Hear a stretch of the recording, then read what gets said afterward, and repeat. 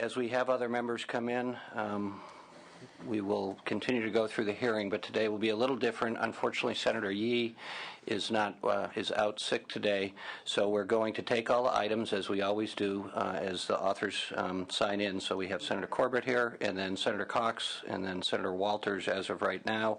We'll go through each bill.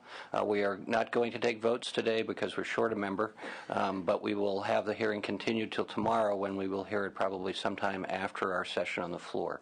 But we'll go through the process, and we welcome everybody who's taken the time to come up here for particular bills. And with that, we would ask Senator Corbett to come up and present the committee with your bill, which is file item number 9, SB 1397, on apprenticeship oversight. Welcome, Senator Corbett. Thank you very much, Mr. Chair. This is SB 1397. And let me begin by thanking your staff for the great analysis on this measure. The Division of Apprenticeship Standards oversees apprenticeship programs in California, but has few tools to assess these programs and ensure that they're meeting the needs of the building industry and its workers. SB 1397 makes changes intended to improve accountability. Specifically, the bill requires applying organizations to submit a plan and establishes guidelines for program approval or expansion. It also requires programs to communicate with enrolled apprentices about their progress in the program. It restructures the audit system to focus on new and expanding programs and where there are indicators of problems with the program. And it ensures the California Apprenticeship Council is representative of the trades involved in apprenticeship programs. These apprenticeship programs provide a viable and valuable pathway to employment, but weak oversight and data make it difficult to determine if they're functioning as well as they could be. At a time when we're embarking on a multiple-year effort to rebuild California's infrastructure, it's imperative that California has a well-trained and educated workforce. Opposition has argued that the proposed requirements for the program approval are onerous. However, I believe these are reasonable requirements that will help ensure that apprenticeship programs are successful in training and in placement. The opposition will also argue that the bill places greater scrutiny on new programs. While we do not require existing programs to reapply, doing so would be onerous. We do put in place very specific audit targets to ensure that existing programs are in good standing and performing appropriately. Finally, the opposition has argued that this bill should not be considered while the existing needs test is in place. I understand this is an issue of some controversy, but it is beyond the scope of this particular bill. With me today is the bill's sponsor, the State Construction and Building Trades Council, and I do believe the Labor Federation may be testifying in support as well. Good morning. Good morning, Mr. Chair. The state has about $42 billion or more in bonds that it's ready to spend, a lot of public works projects. It's basically the only game in town for construction. This bill will ensure that apprentices have access to that type of work and that the state's investment into the apprenticeship system is accountable to actual apprentices and also to the state of California and the taxpayers. It sets a level of standards for all programs, including union programs, which the majority of apprenticeship programs are. As the Senator mentioned, the needs standard is not this does not impact the needs standard, and all the programs here in California have since then filed to the federal government and are certified for the federal apprenticeship requirements. So we urge your aye vote. Thank you, Mr. Chair, members of the committee. Jeremy Smith here on behalf of the California Labor Federation. Also in support, it's just a common sense measure, give apprentices some feedback about how they're doing, and or require applicants that want to set up apprenticeship programs to detail how they plan to move forward with their program. Do they have facilities? Do they expect to have some applicants for apprenticeship programs? Let the state know that the need is there and that they're willing to fill it. A lot of money spent on these programs. We need to issue some oversight. This bill is a good common sense measure. Hope you can support it. Thanks. Other witnesses in support of the bill? Witnesses in opposition?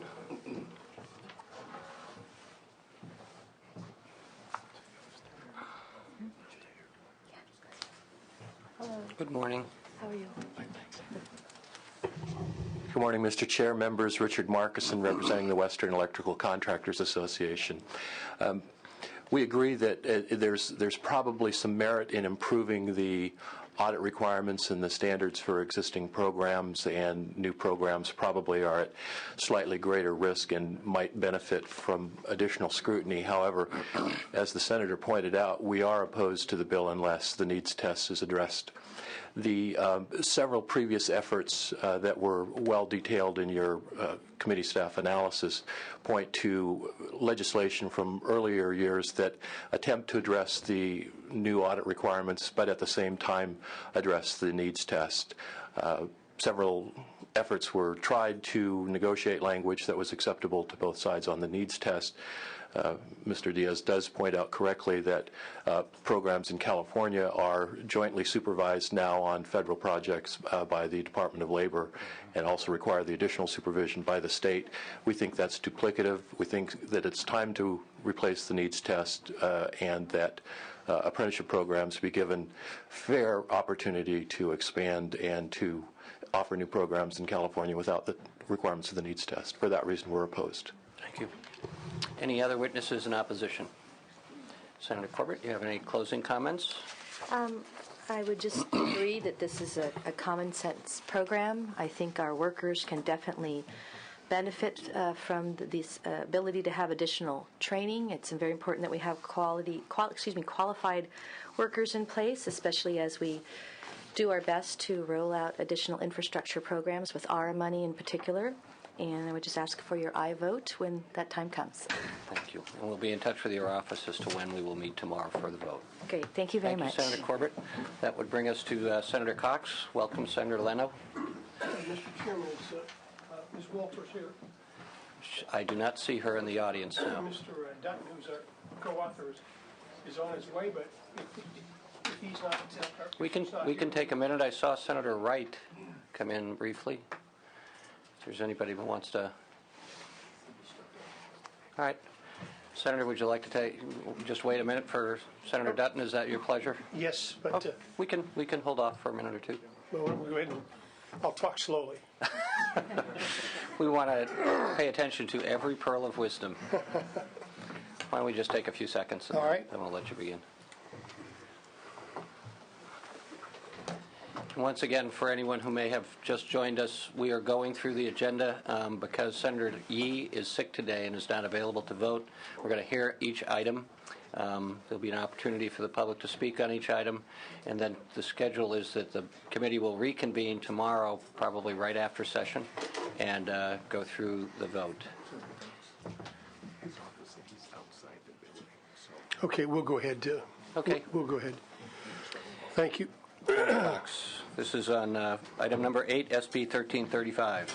Mr. Chairman, members, SB 1335 would provide employees with an option to request a 10-day flexible schedule rather than a strict 8-hour day. Mr. Chairman, members, it would allow the employer to pay overtime after 40 hours a week rather than 8 hours a day.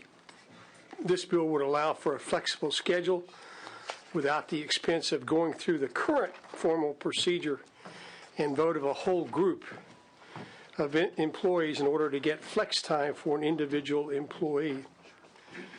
Members, Mr. Chairman, you have seen this bill before, and we've debated it on numerous occasions.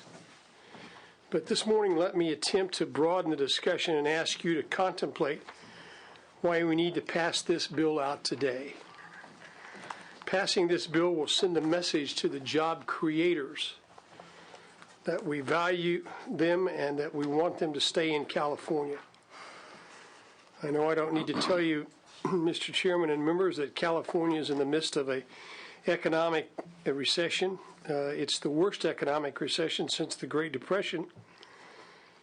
And if you look at the numbers, we literally have lost hundreds of thousands of jobs, and thousands of small businesses have in fact shut their doors. These job losses have been devastating to our communities and the working families in our district.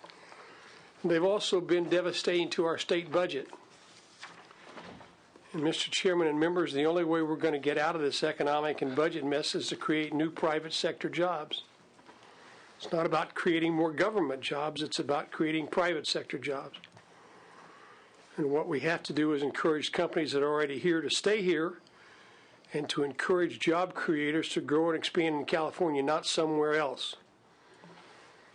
Now, we could talk all day long about the anecdotal evidence of jobs leaving the state of California, but let me just tell you about the ones that have left the First Senate District. AAA, AAA was down in Elk Grove. They're now in Texas. The USAA Call Center, which was in my district, is now in Arizona. And just a couple days ago, the First Data Corporation indicated it was closing their Roseville and Rockland operations, which are part of them in my district. And they're going to consolidate in Atlanta, Georgia. They're not even staying in California. And these three companies that I've just outlined provide fine middle-class folks with jobs, and those middle-class people will no longer be paying taxes in California. They'll be paying them someplace else, Arizona, Georgia, Texas, but they won't be paying them in California. Now, I know, Mr. Chairman, that you pay attention to what the Contra Costa Times says. Not really, but You've been doing a pretty good job of making them think you do. Let me just tell you what they say, and let me quote: "The positive attributes of California cannot continue to counterbalance high taxes, high labor costs, a failing state government, and declining infrastructure and an educational system. California is going to have to do a far better job of improving its business climate." And let me just repeat that to you again. This is the Contra Costa Times, says California infrastructure. California is going to have to do a far better job of improving its business climate. And the only way to generate enough revenue to solve the state's fiscal problems is to invest in the future. Now, members, I don't know how much longer we're going to ignore the signals that the market is sending, and that is California is not a good place to do business or to create jobs or to operate a business. SB 1335, by the way, resolves the second biggest problem I hear about job creation in my district. The biggest problem, by the way, is the Air Resources Board, California Air Resources Board. But today, that's a different committee.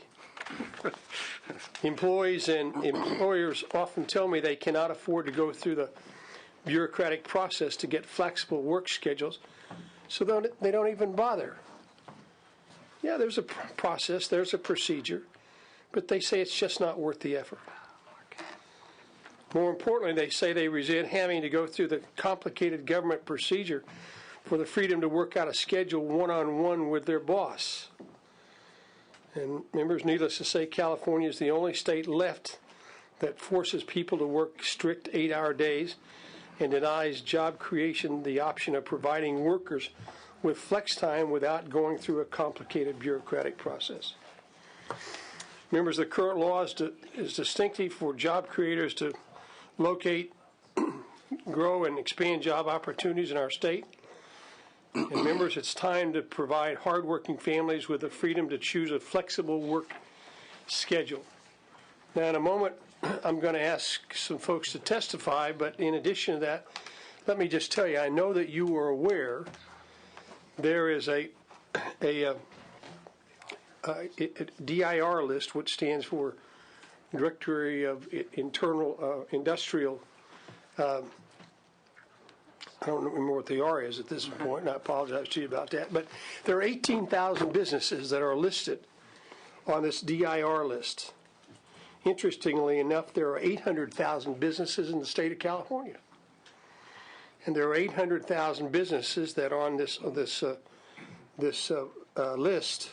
We think there are really about 8 to 10,000 businesses because there's lots of duplication. It is a situation that this is a 5-year list, meaning that on average we do about 2,000 businesses a year are willing to go through the hassle and the headaches trying to get a flexible work schedule.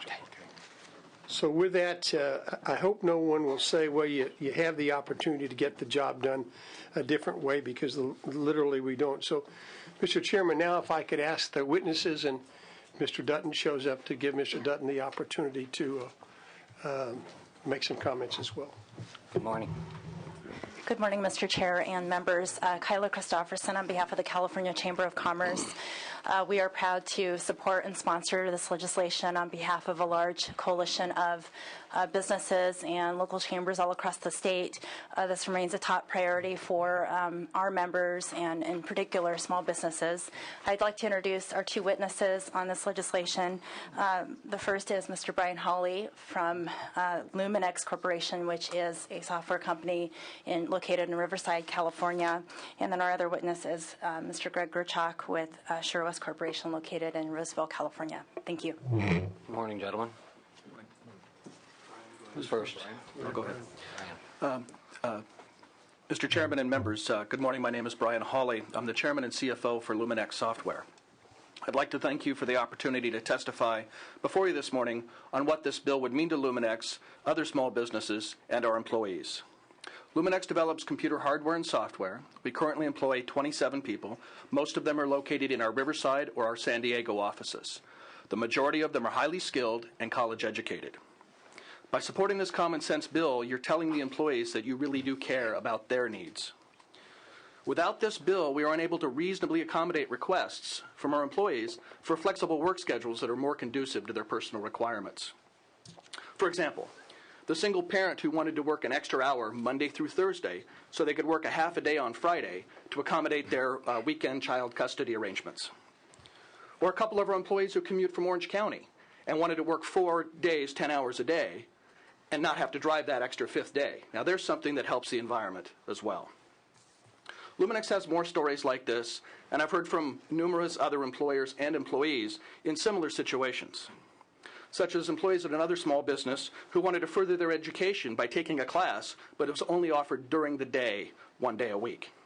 Or a couple who wanted to take classes that started in the early evening and wanted to make up that extra hour, work the other 3 days. Unfortunately, their childcare arrangements wouldn't allow them to start work earlier on those days. So as you can see, employees have very unique and individual needs. It's frustrating to employers, but more importantly to the employees, when they can't work out something that's mutually agreeable, perfectly reasonable, and very common sense. A flexible schedule is an incredible benefit that we have, that we can give to employees to allow them to get a full 40-hour work week, but customize their schedule to meet their personal needs and requirements. Thank you for your time. Thank you. Good morning. Good morning. My name is Greg Gerchak. I'm Executive Director with SureWest. The current law as it exists today really hinders basically the work hour flexibility because it involves this bureaucratic process that just simply doesn't fit the business environment. SureWest is really looking for a common sense type solution that will provide both employees and employers with the flexibility to run the business and actually to provide services to its customers. This bill does that, as it does not force either the employee or the employee into any requirements, and it actually provides for the employee, the individual employee, the same rights that unions have today under the current law to negotiate a flexible work schedule for themselves that fits their own needs and that will fit the business's own needs. The current law is just one of many restrictive rules in California as compared to other states that make it more difficult for a company like SureWest to actually operate in California, to which our SureWest CEO has stated before that California's restrictive rules are a detriment to maintaining jobs in California, and really comes to the issue of when we have to make investments in California or in other states that we operate, we have to consider those rules. Is it better to put our investment dollars in other states that are more flexible and easygoing and less costly to run? Basically, I request that you help fix at least one of these restrictive rules by voting yes on this bill. Thank you. Thank you. Other witnesses in support?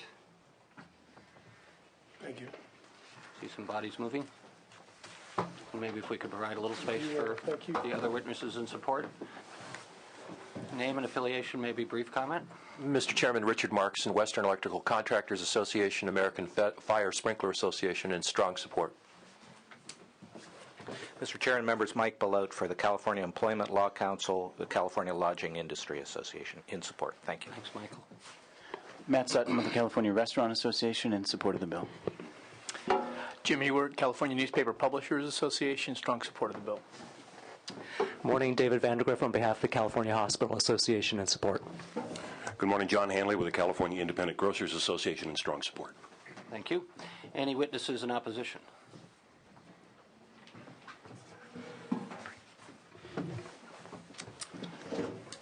First two, name, affiliation, comments, and then after that, name, affiliation, and brief comments. Thank you, Mr. Chair, members of the committee. Jeremy Smith here on behalf of the California Labor Federation. As Senator Cox said in the beginning, this is identical to 8 Act 66 that we debated ad nauseum in a previous committee hearing. So I won't belabor too many of these points. Yes, we did spend overtime debating 8 Act 66. We just believe that current law strikes the right balance between core worker protection and flexibility.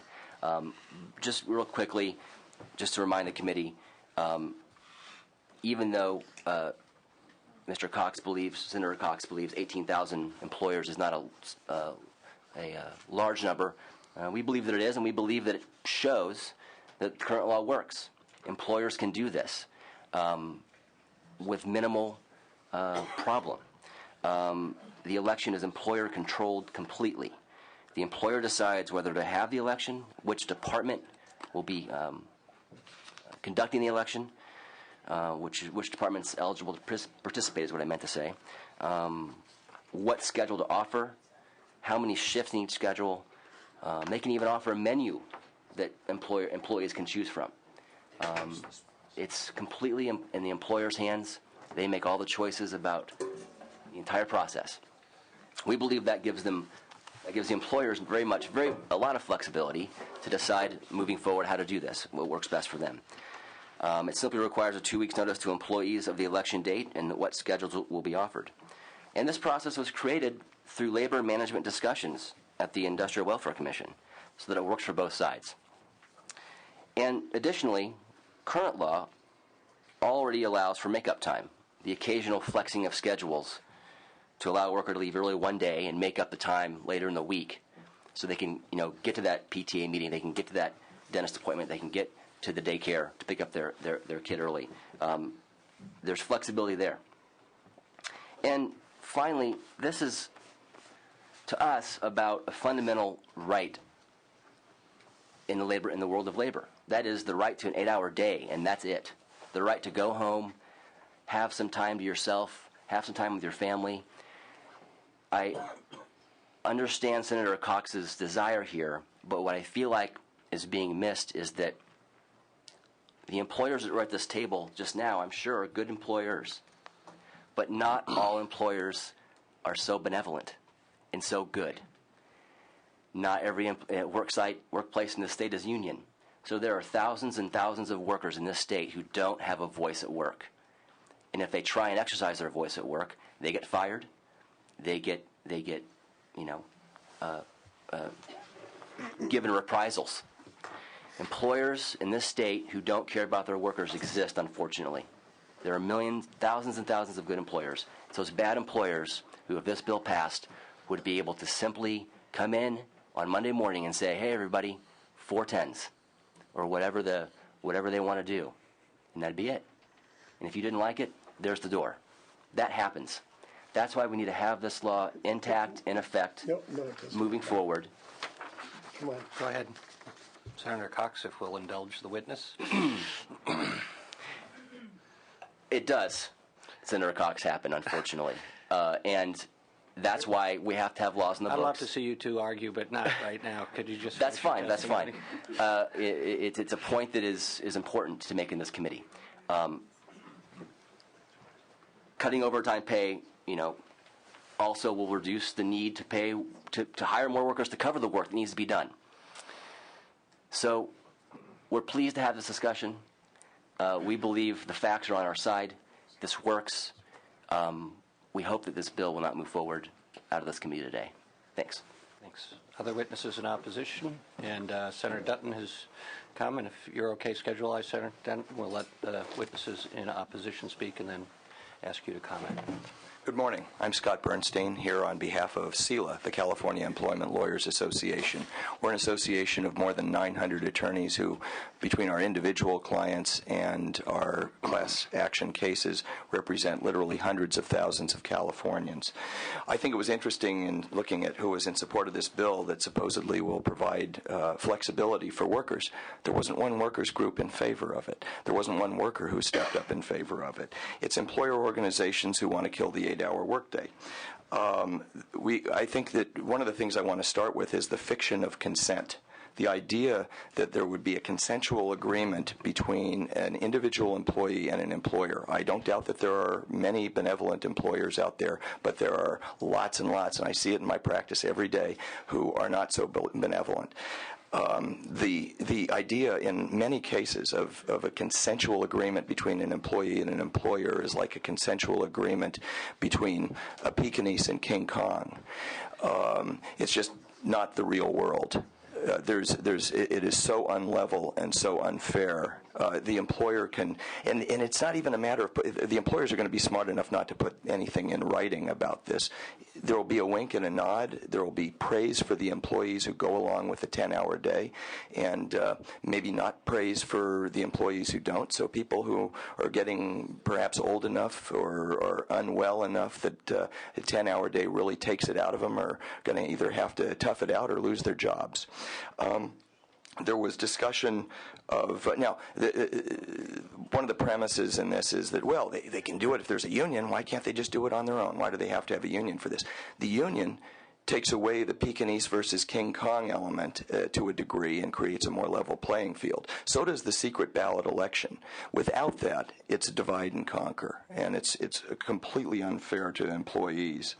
On the jobs issue, we're talking about we need to create jobs. The whole idea of overtime laws is to make it more expensive to work employees longer so that there is an incentive to create more jobs. That's the reason that the Fair Labor Standards Act was enacted at the federal level during the Great Depression. And as long as we're talking about the Depression, let's mention one more thing. Actually, two more things. One is this. If we have a collapse in aggregate demand, what we need to do is to put money into the hands of people who have the highest marginal propensity to consume. In other words, people who spend every dollar that comes in. We don't want to keep money in the hands of those who spend 20% of what they get. Most workers live paycheck to paycheck. That money gets spent, and that's what stimulates the economy. Our economy is 2/3 driven by consumer spending. We cannot lose sight of that. One last thing. We have had apart from 2 years in the late 90s, we've had the 8-hour workday in California for a long, long time. And during that time, we rose from wherever we were to being at least the 6th largest economy in the world and maybe briefly the 5th largest during the dot-com boom. We did that on our 8-hour workday. Now, business groups that want to kill the 8-hour workday are trying to make it the whipping boy for this depression. This depression was not caused by the 8-hour workday. The 8-hour workday helps California. It's helped it in the past, and it always will. I would sincerely hope that this bill does not make it out of committee. Thank you very much. We like to call it a recession. Other speakers in opposition, and for the rest of you, if you could be brief in your comments, we would appreciate it. I'll be brief, Senator. Cesar Diaz on behalf of the State Building Trades Council, also in opposition. Thank you, Cesar.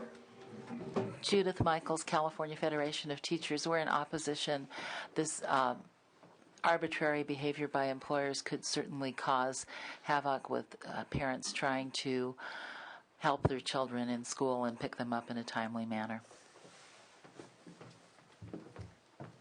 Paloma Perez on behalf of Consumer Attorneys of California in opposition for the reasons already stated by my colleagues. Thank you. Good morning. Thank you. Linda Atcherley for the California Office Attorneys Association in opposition. Thank you.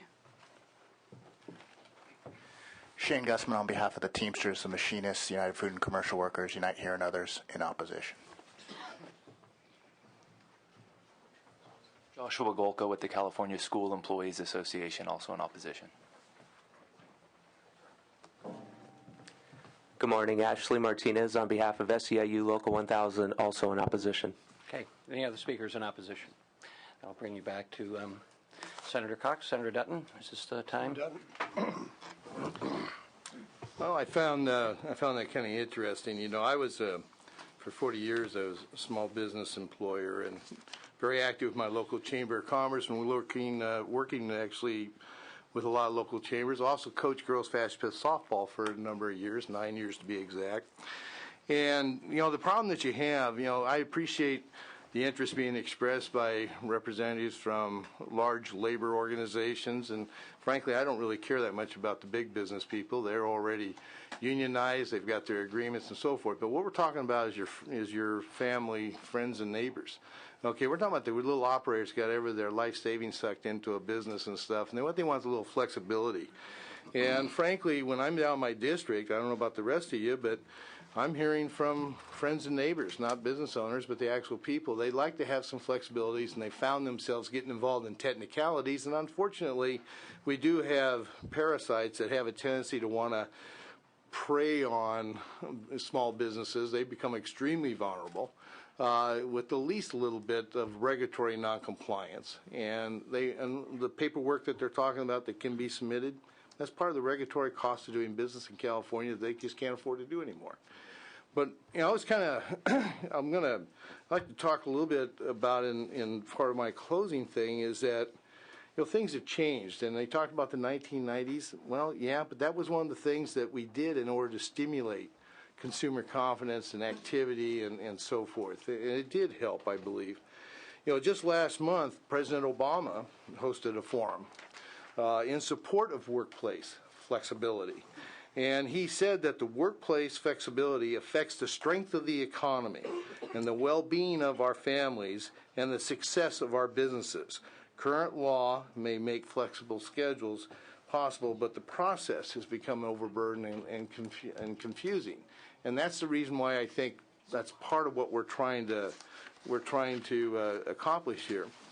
You know, the First Lady also indicated that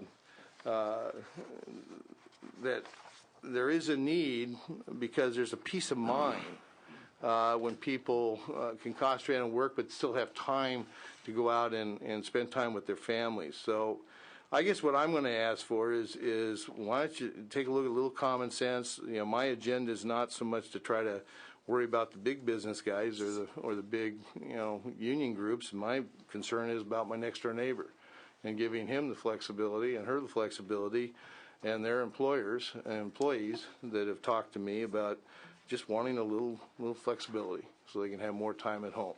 And so I would ask for you to allow this to move forward. So if we can't work out some type of agreement that would deal with that particular group of people and provide them the encouragement to be able to go forward.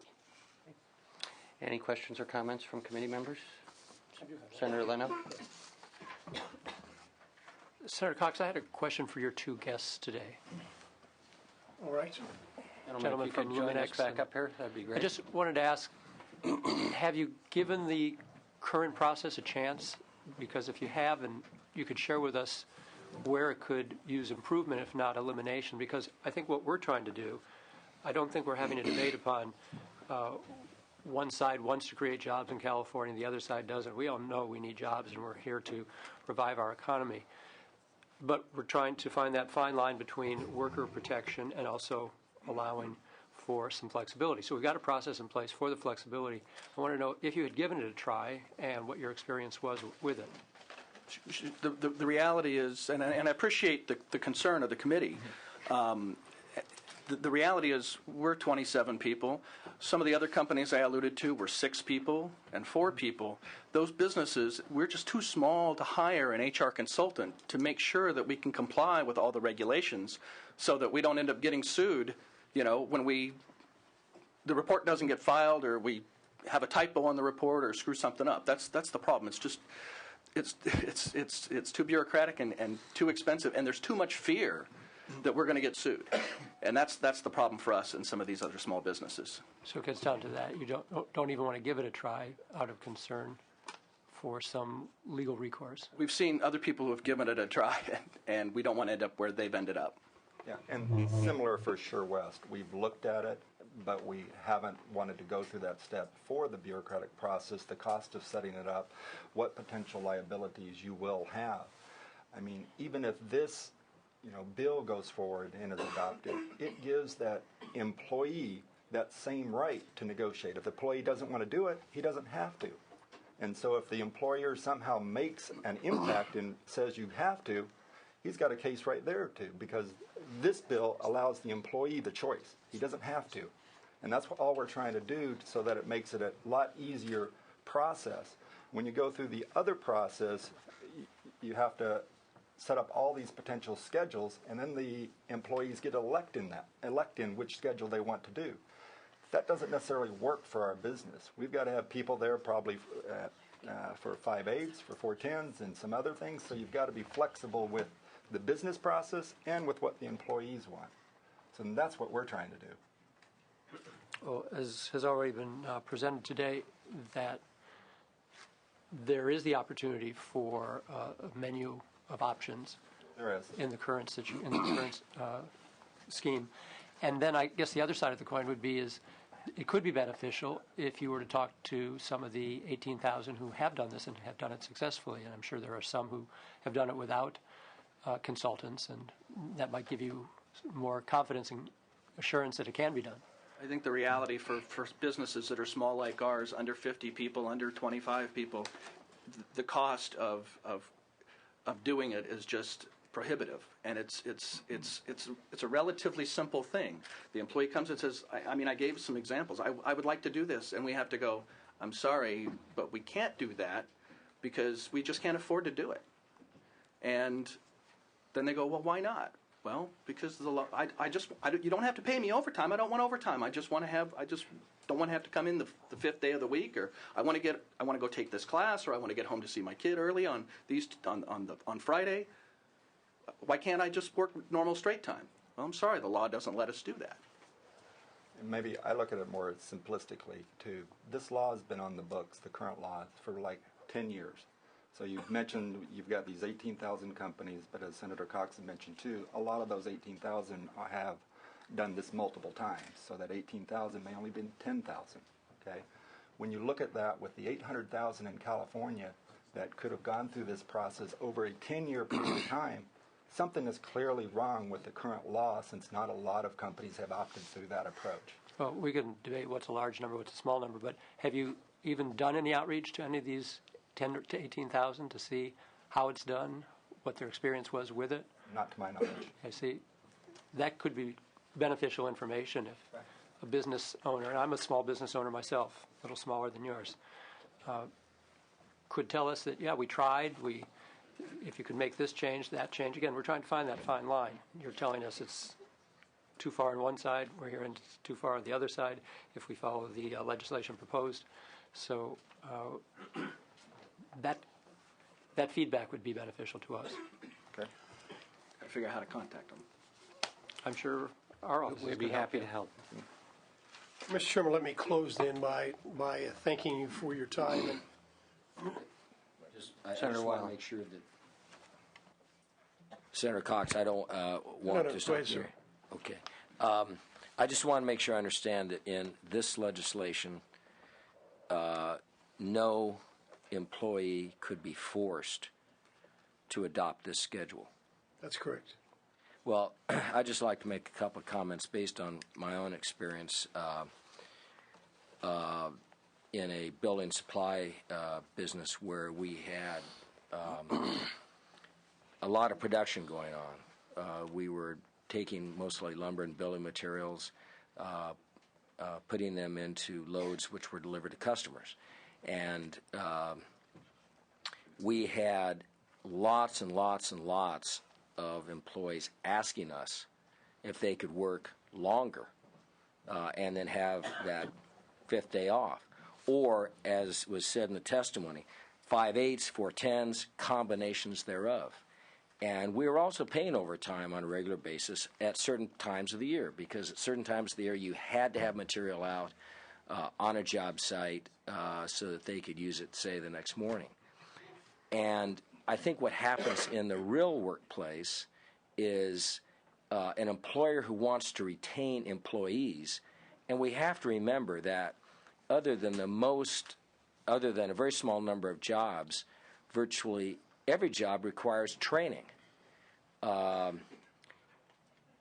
Often people demean truck drivers. I happen to think the world of truck drivers because I worked with a lot of them. I did it myself quite a while during a lot of summers and after that. And they need this kind of flexibility. And it's a skill. In our business, and a lot of businesses are like this, you have to know the materials you're carrying. In our business in particular, there were a lot of skills in order to deliver a lot of that material to job sites in difficult situations and get it off the truck safely and in the right place. So I think this is the real world. And to try to say, okay, we're going to have a unit comparable to a bargaining unit, and we're going to have an election, it's just, you're not going to do it, and I'll tell you why you're not going to do it. And it's a good thing that this law came along after I was no longer in the business, because we may have violated it since then. You're not going to do it because someone might, and it happened often enough to make you aware of it, decide that they want to go see an attorney for some reason. Now, I will tell you of the 2 or 3 times that we had an attorney approach us about something we did with labor law, it has the exact opposite effect. Exact opposite effect. So you hire a guy, for example, and you say, look, you're going to be working in a mill. This is a production job. You understand? You're going to be handling heavy material, and it's production. And he doesn't tell you he has diabetes. He doesn't tell you he has diabetes that's uncontrolled. So the first day he has to stop because he has to check his insulin. The second day he leaves it at home. So you let him go. It's uncontrolled diabetes. He cannot work in that job. It's not healthy for him. So next thing you know, he hires a lawyer. And here's what happens, and we had the testimony, but this is the real world. What happens is you say, gee, we have 2 people in our yard who have diabetes, and they're working outside. But they don't lie to us. Their diabetes is controlled, and we arrange it so that their work coincides with what they're dealing with their diabetes. But here's what happens. We talk to our lawyer. He says, you know what, just settle. Just settle. Because you're going to lose anyway. And I could cite other cases where, and here's the problem. What happens is then the employer does the opposite of what the law intends. The next time the employer suspects that someone has a disability, the employer just thinks, you know, I could make this accommodation, but why take that risk? And these are real world things that actually happen. So, you know, given the protection that exists in this law, there's protection there. You're already saying if someone doesn't want to do it, they don't have to do it. This is the kind of thing we need to make this state move again. And I'm glad that we had testimony about decisions by employers who invest all over the country. If we want this state to prosper, if we want the revenue, the profits that you generate, that we tax, that gives this state revenue to do the things we want to do, we need you to come into this state. We need to do things where we can say to you, please expand in this state. We need you here. So I just think this is an example of the sort of thing we really need to pass. And one final thing I can't resist from the seal of lawyer. I agree with putting money in the hands of those who will spend it. But I'll tell you something else as a small business person. And this is a myth, and it came up, and I have to describe it. There's this myth out there that if on my personal income tax return it's more than $250,000, I get a wonderful $250,000 check at the year. Well, I don't. We were lucky if we got half of it. Because how are we going to pay for new equipment? How are we going to buy those new trucks? How are we going to buy those new forklifts? I never saw that money. And so that's a myth you have to dispel. And I think this is good legislation that makes it more flexible for people to work here. And this is the kind of thing we need to do to get the state moving. So that's the last speech. You won't hear any more. Thank you. We'd like a lawyer to get that writing and get it signed. Senator Cox, you're about to close. Oh, I'm sorry, Senator Cheney. We've you know, stimulated a we've been conversation. through this argument so many times, it's getting kind of tired. But the problem with the argument is that 18,000 employers have figured out how to do this. So what's the problem? And the current system allows for it. Anybody can do it that does it. Mr. Nilo's firm has done it. A lot of people have done it in this state. And we have a system that allows people to have flexible work hours. Mr. Cheney, we believe that there are 800,000 businesses in the state of California. We know that the DIR, which is a 5-year calculation of numbers, represents about 18,000. We think if you really begin to look at that, there's probably 8 to 10,000 businesses if you eliminate all the duplication. We acknowledge that there is a way to do this. Let me just close by saying to you that, you know, there are 45 other states that have a better business climate than we do.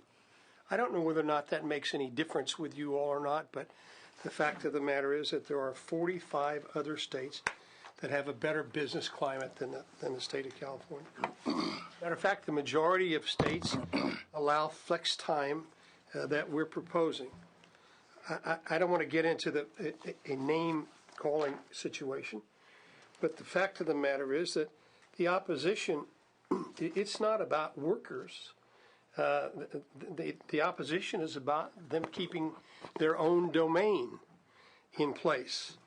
And what Senator Dutton and I are attempting to do, and these gentlemen are attempting to do, and I believe you all are attempting to do, and that is to recognize that we need to create a better business environment in the state of California. And one of the ways that we're going to have to do that is that the majority party is going to have to recognize that we're going to have to make some changes, or people will continue to move to Texas, Alabama, Arizona, or someplace else. And that's my close, Mr. Chairman.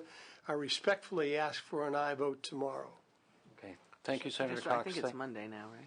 Yeah, I should clarify that since this bill's taken up, we are now told that since Senator Cheney won't be available tomorrow, that the whole committee will be available Monday. So, again, we will let all the authors know, and if the public wants to know when we're going to meet, we'll make that We'll be here available. Monday then there you go. to do this one more time. Can I just one comment at the end? I wish we could find a way that cuts this thing and makes it easier for people. And we keep asking if there is a simpler way to do what's SB done now. 1335. But this doesn't do that, because what this does is lets anybody do it any which way, and it doesn't kind of deal with the fundamental issue that caused these laws to be in place in the first place, which is how to avoid a situation where somebody is coerced into doing it in ways that, and not coerced like physically, but economically, and fear of losing job, and and the question is, how do you make it a voluntary contract between the employer and the employee, and not have the employer have too much of an upper hand, if you will, in such a bargaining position?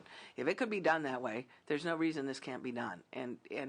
But to keep insisting that it can only be just everybody can just do it, sort of doesn't get to the crux of the matter. I'm certainly not unsympathetic to Senator Wyland's problem with lawsuits and some of these issues. It's true on the meal and rest period. I mean, some of those things really are about the lawsuit, though, not about the laws that we passed. They're about regulations that the department's not doing, not enforcing, not doing properly.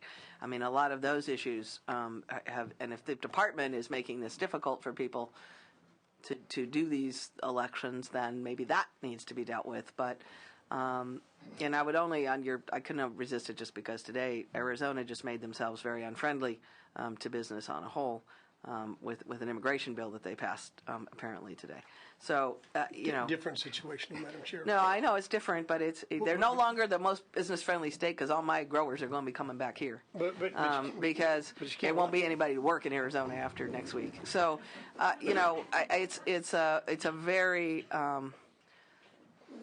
we all do want the economy, and I appreciate your comment on that we do want the economy to move forward, and we want ways to make ourselves business friendly. But these ways they just create more havoc. I mean, we've been fighting about this particular issue for as long as I've been around here. And I just don't know how else to do it except by having some way in which people voluntarily get a chance to have a sort of a level playing field for negotiation, which is the current election process. If there's a better way to do that, I think we'd all be open to that. Well, but Senator Cheney, what I would suggest you do is that, and I appreciate your comments, but the people we're talking about are the small business operators. We're talking about the sole proprietorships. We're not, those are the ones that are hurting, and you're not going to restore California's economy unless we do something to encourage small business development again and investment. There was a report that was done back in the 1990s. It was actually Marco Farbaum that requested it from the State Library, and the research had to do with his concerns about the war on poverty and how is the best way to distribute the future wealth of California. And I have that report if anybody would like to see it. But there was one of the things that it pointed out that you have to do is create an environment that's conducive with small business development. If you don't do that, and in order to get there, you're going to have to provide these small business people some flexibility. Now, we aren't talking about the corporate giants, okay? I'm not talking about any of those groups. What I am talking about is a person, well, they don't have the problems. They got resources. They're big guys. They have contracts. But these little guys don't have that. Their choice is, do I end up being able to have this employee, or do I got to go through the expense and the red tape and everything? And the red tape looks even more of a mountain for them to climb. So we're just saying, hey, yeah, I agree with you. Let's simplify the process. We've got a strong industrial, relations board that actually provides the non-union worker with a great deal of protections. We certainly don't have a shortage of attorneys that are willing to step up to the plate and defend them. So I'm just saying, if we're serious about protecting jobs, because also too, you take a look at the state unemployment. That's because it's blended with public employees too. If you really take a look, I'll bet you your unemployment within the small business community, and these are people that employ like 25 and less, I'll bet you anything their unemployment levels are probably up around 35, 40%. So that's the group we need to target, because you can't recover. The economy won't recover unless we do something to bring them back. But a small employer could easily make this agreement with his employees. They can't, and that's the problem, Denise. The studies have been done. The regulatory compliance in California, you can argue about the exact number, but it's a heavy regulatory burden that they can't afford. They do deal with this. That's part of it. You're asking, that's one of the things you can do. You can go through this regulatory and this process, okay? But it's in there to discourage it. There's only a few companies, and I would imagine we can actually be interesting to actually go through and see what the makeup is of these companies. I would imagine they aren't the real small neighborhood companies or small businesses that I'm talking about. They're probably in that 100 and under level, and that's probably the group you're talking about. Well, there's a big difference between 100 and under and 25 and under. And the people we're talking to here today, and the ones I'm concerned about, are the ones that are those smaller group of employees. They don't have a lobbyist or an attorney that they can hire. They have a hard enough time just hiring a CPA to help them with their tax returns and things. So we've got to do something to help that group. If not this, we better figure out something. So. Good discussion. I think thank you, Mr. Chairman. Senators, you've heard Senator Weiland, and then we're going to wrap up because we've got a lot of people waiting for including members. I think Senator Ducheney is you're seeking what we need, and I think what Senator Dutton has said really is the problem. That you can have, say, large employers are not a problem because they have huge personnel departments, and they can organize this. And I think those who have, there may be businesses in between who have maybe several locations. They have at least one HP person. They can investigate what the rules are. They can actually set up the election. They have someone people who can look at the deployment of their people and actually do this. But just to reinforce what Senator Dutton is saying is, it's just really difficult for that smaller employer. Half the time you don't know what the rules are. You know that you were burned by something else. Your friend over there was burned by something else. You know what the basic rule is. I think those are the folks that this really is intended to try to deal with. Okay. Thank you, Mr. Chairman. See you on Monday. Just briefly, thank you. I think I would take the good news to this that you've heard, at least from two Democratic members of the committee, a desire to not go through the approach we have. And again, as another member of the committee who was a former small business owner, this law has been in effect for over 10 years. I know I dealt with it in the restaurant business. It's probably more, and Senator Dutton and I have talked about it, it's the cumulative effect of many of these things. But on the other hand, there are a lot of small businesses, particularly in the restaurant business, being familiar with that don't comply with these laws. And they're the same people who don't play fair on paying their payroll tax, paying their sales tax. So that's another discussion to be had. If we can protect the good employer and the good employee as well, I think that's what we're struggling for. So if you can offer recommendations on the current, and be happy to have that discussion. So we'll vote on it on Monday. Thank you, Senators. Next author is Senator Walters, and this is item number 5, SB 1244. And as Senator Walters coming up, although we're not going to be voting today, I'm advised by staff that we should establish a quorum, so I'll ask the Secretary to call the roll. Senator Mark Desaulniers. Here. Desaulniers here. Senator Mark Wyland. Wyland here. Senator Denise Moreno Duchenne. Duchenne here. Senator Dennis Hollingsworth. Senator Mark Leno. Here. Leno here. Senator Leland Yee. All right. Welcome, Senator Walters. Morning. Mr. Chair and members, I bring before you Senate Bill 1244, which addresses certain conflicts that exist in the interpretation and application of various revenue and taxation and unemployment insurance code sections, which require LLCs to treat compensation to its members differently from California income tax purposes relative to California employment tax purposes. Unfortunately, this inconsistency results in differing state and federal methods of tax reporting. Discussions with the representatives of the Employment Development Department have been encouraging, and we believe we are well on our way to a workable solution to create conformity. I do accept the committee's suggested amendments, and with me today on behalf of the California Society of Enrolled Agents and to answer your questions is Ms. Vicki Mulak. Good morning. Good morning. My name is Vicki Mulak, and I am representing the California Society of Enrolled Agents, which is an organization whose members, over 4,200, are tax professionals. We're federally licensed tax professionals. And I also personally own my own small business that mostly serves the small business community located in Tustin, California.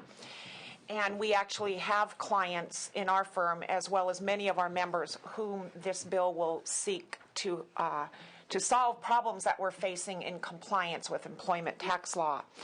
And to just give you a little background, California authorized limited liability companies in 1994.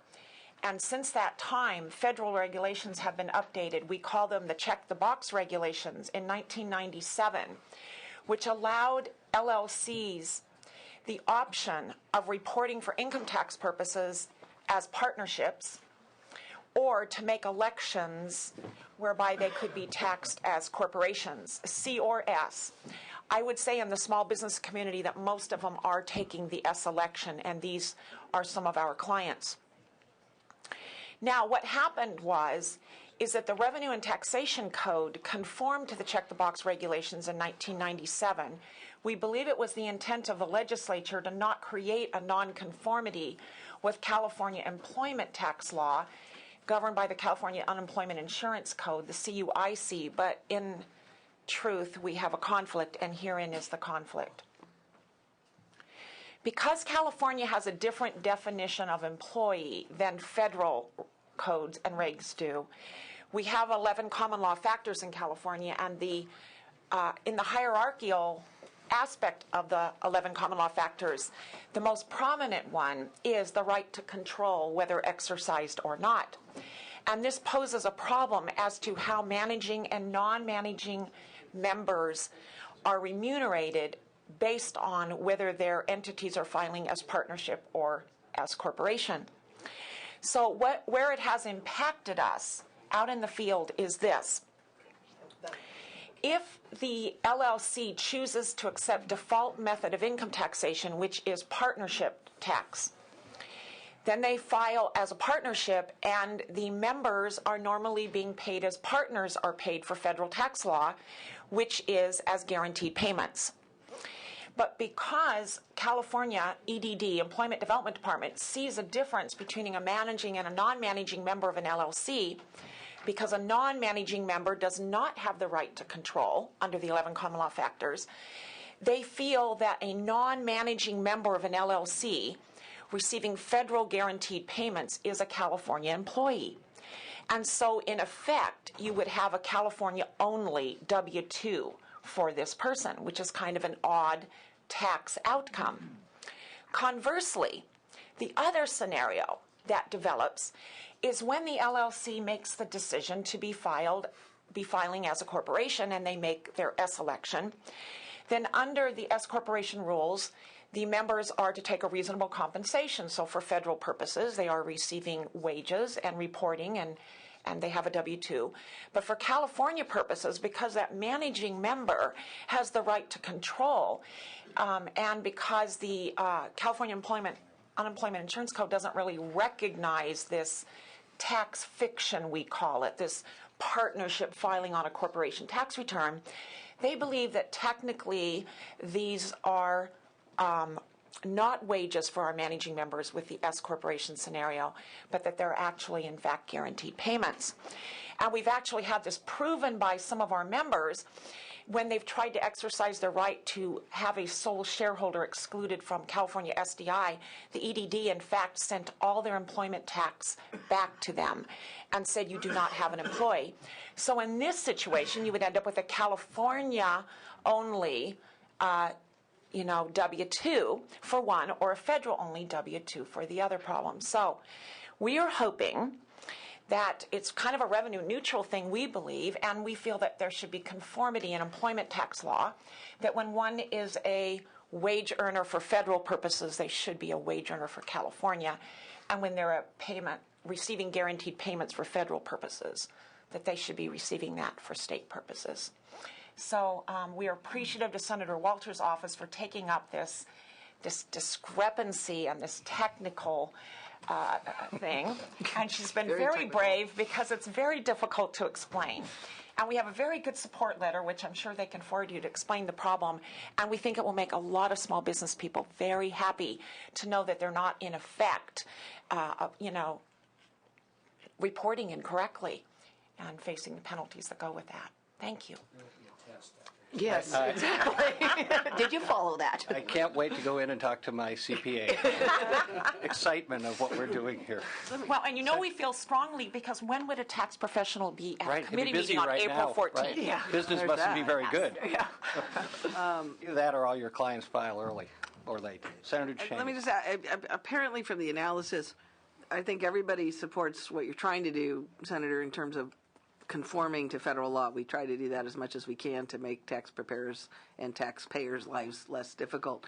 But there seem to be major, as you point out, technical issues about how to do this in a way that actually works and that it is effective for purposes of fixing the code. And I know the analysis seemed to struggle with it. I don't know that we figured out how to do that yet, so I'm wondering where we are with that, Mr. Chairman. I have a little background to that, too, if I can be helpful.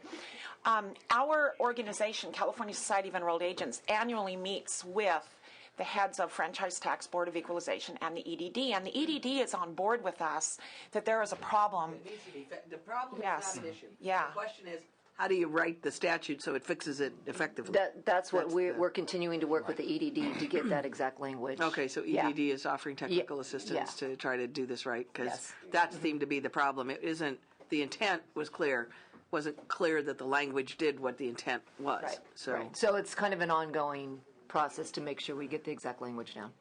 And our committee staff's part of those discussions, so Exactly. we appreciate it, and I think everybody's on the same page of trying to work it out.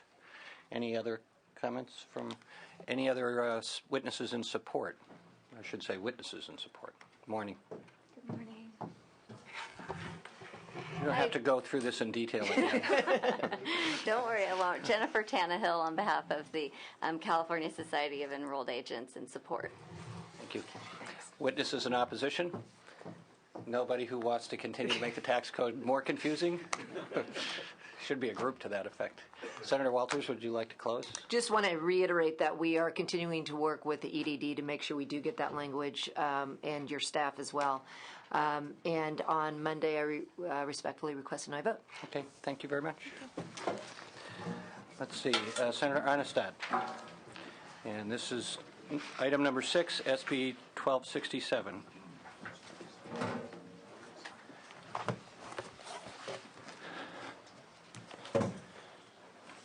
Good morning, Mr. Chair and members. Good morning, Senator. SB 1267 is, in my opinion, a little bill that's very important to small business owners throughout California. It's a common sense regulatory reform. I think I'm going to just get away from my prepared statement. Just tell you, a year ago, a group of legislators went to Reno, and we convened a business-oriented session where we asked business people from Nevada who had businesses in California why they left. And we got a kind of a surprising answer, which we've, in the many meetings that we've had since up and down the state, is being reiterated. It wasn't really necessarily the high taxes. These were California guys who had grown up with relatively high taxes. They were used to it. It was the business unfriendly attitude of the state, the number of inspections that they were subjected to, and the attitude that was displayed by the state during those. We actually had the lieutenant governor of the state of Nevada giving us a welcome address thanking the legislature, the California legislature, for enacting the provisions they had which caused businesses to flee to Sparks and Carson City. It was rather eye-opening. As a consequence, or after that, I decided to find out from in my district and statewide what small business people were experiencing. And I put on my Senate website the bureaucratic bully hotline. I have statements in here that you're all welcome to read or see. Do you have a number?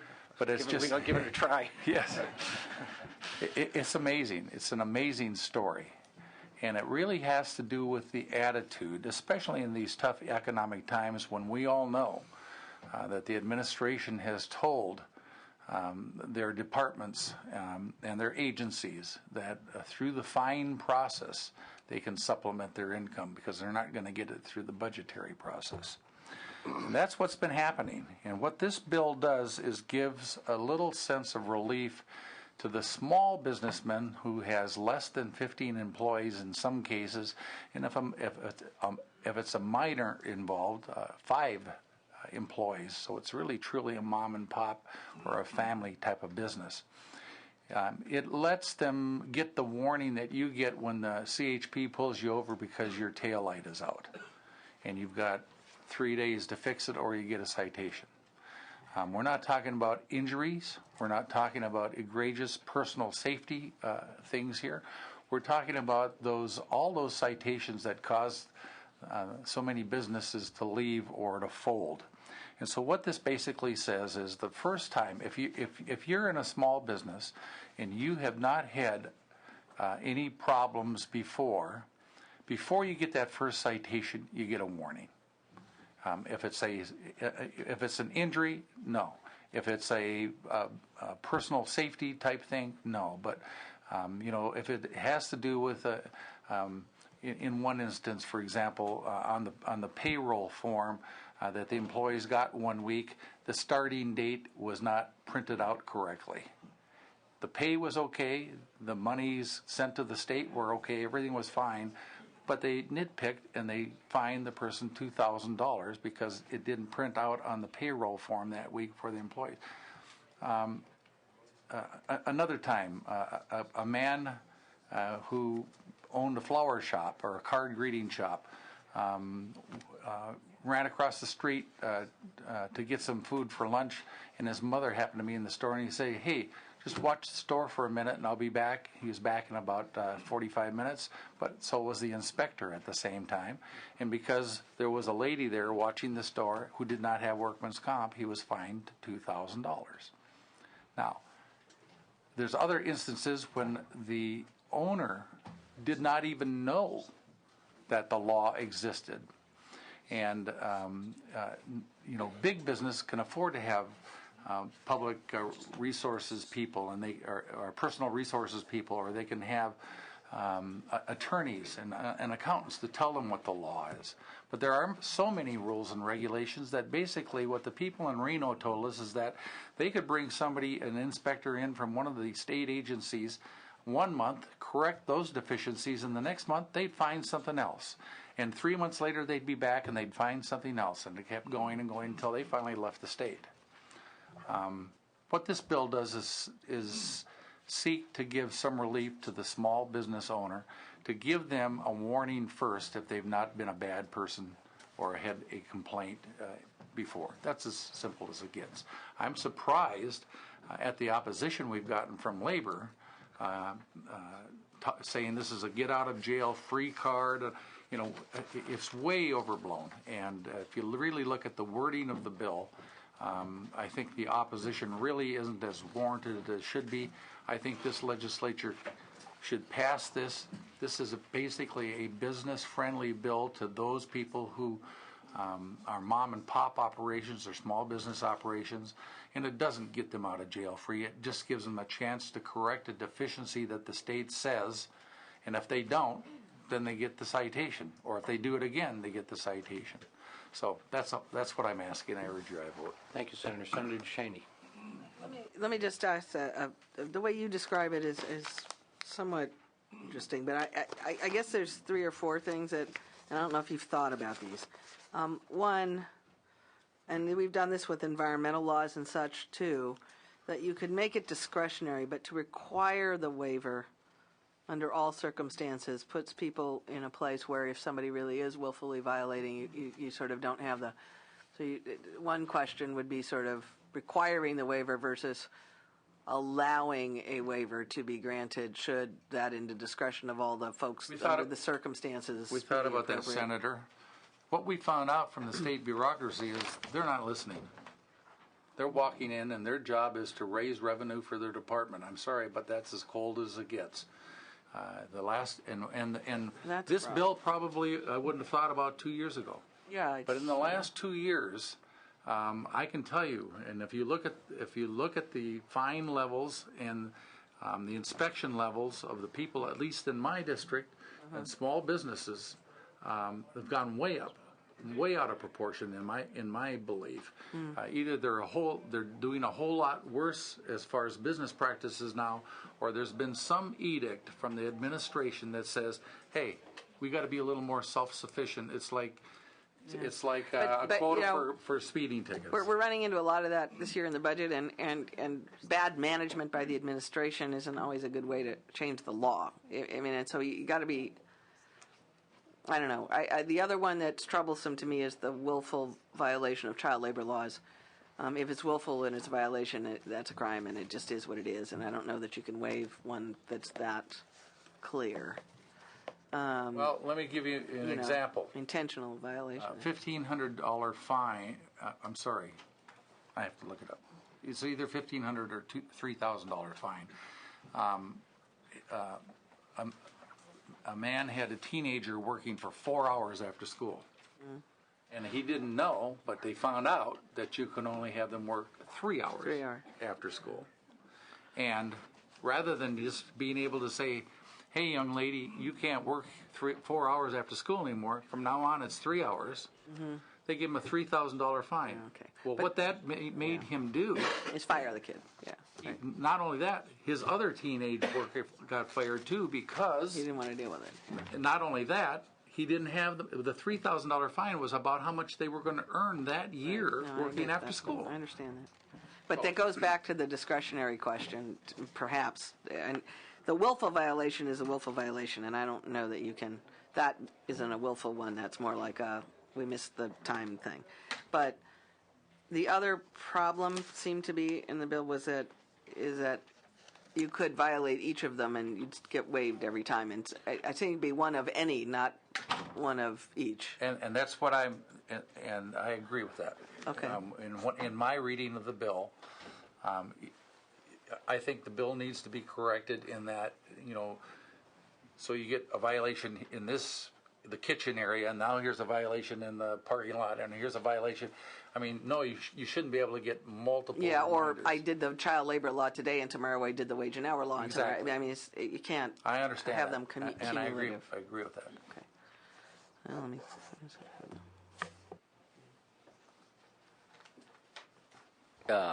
Any other questions from members? Have we heard from people in support?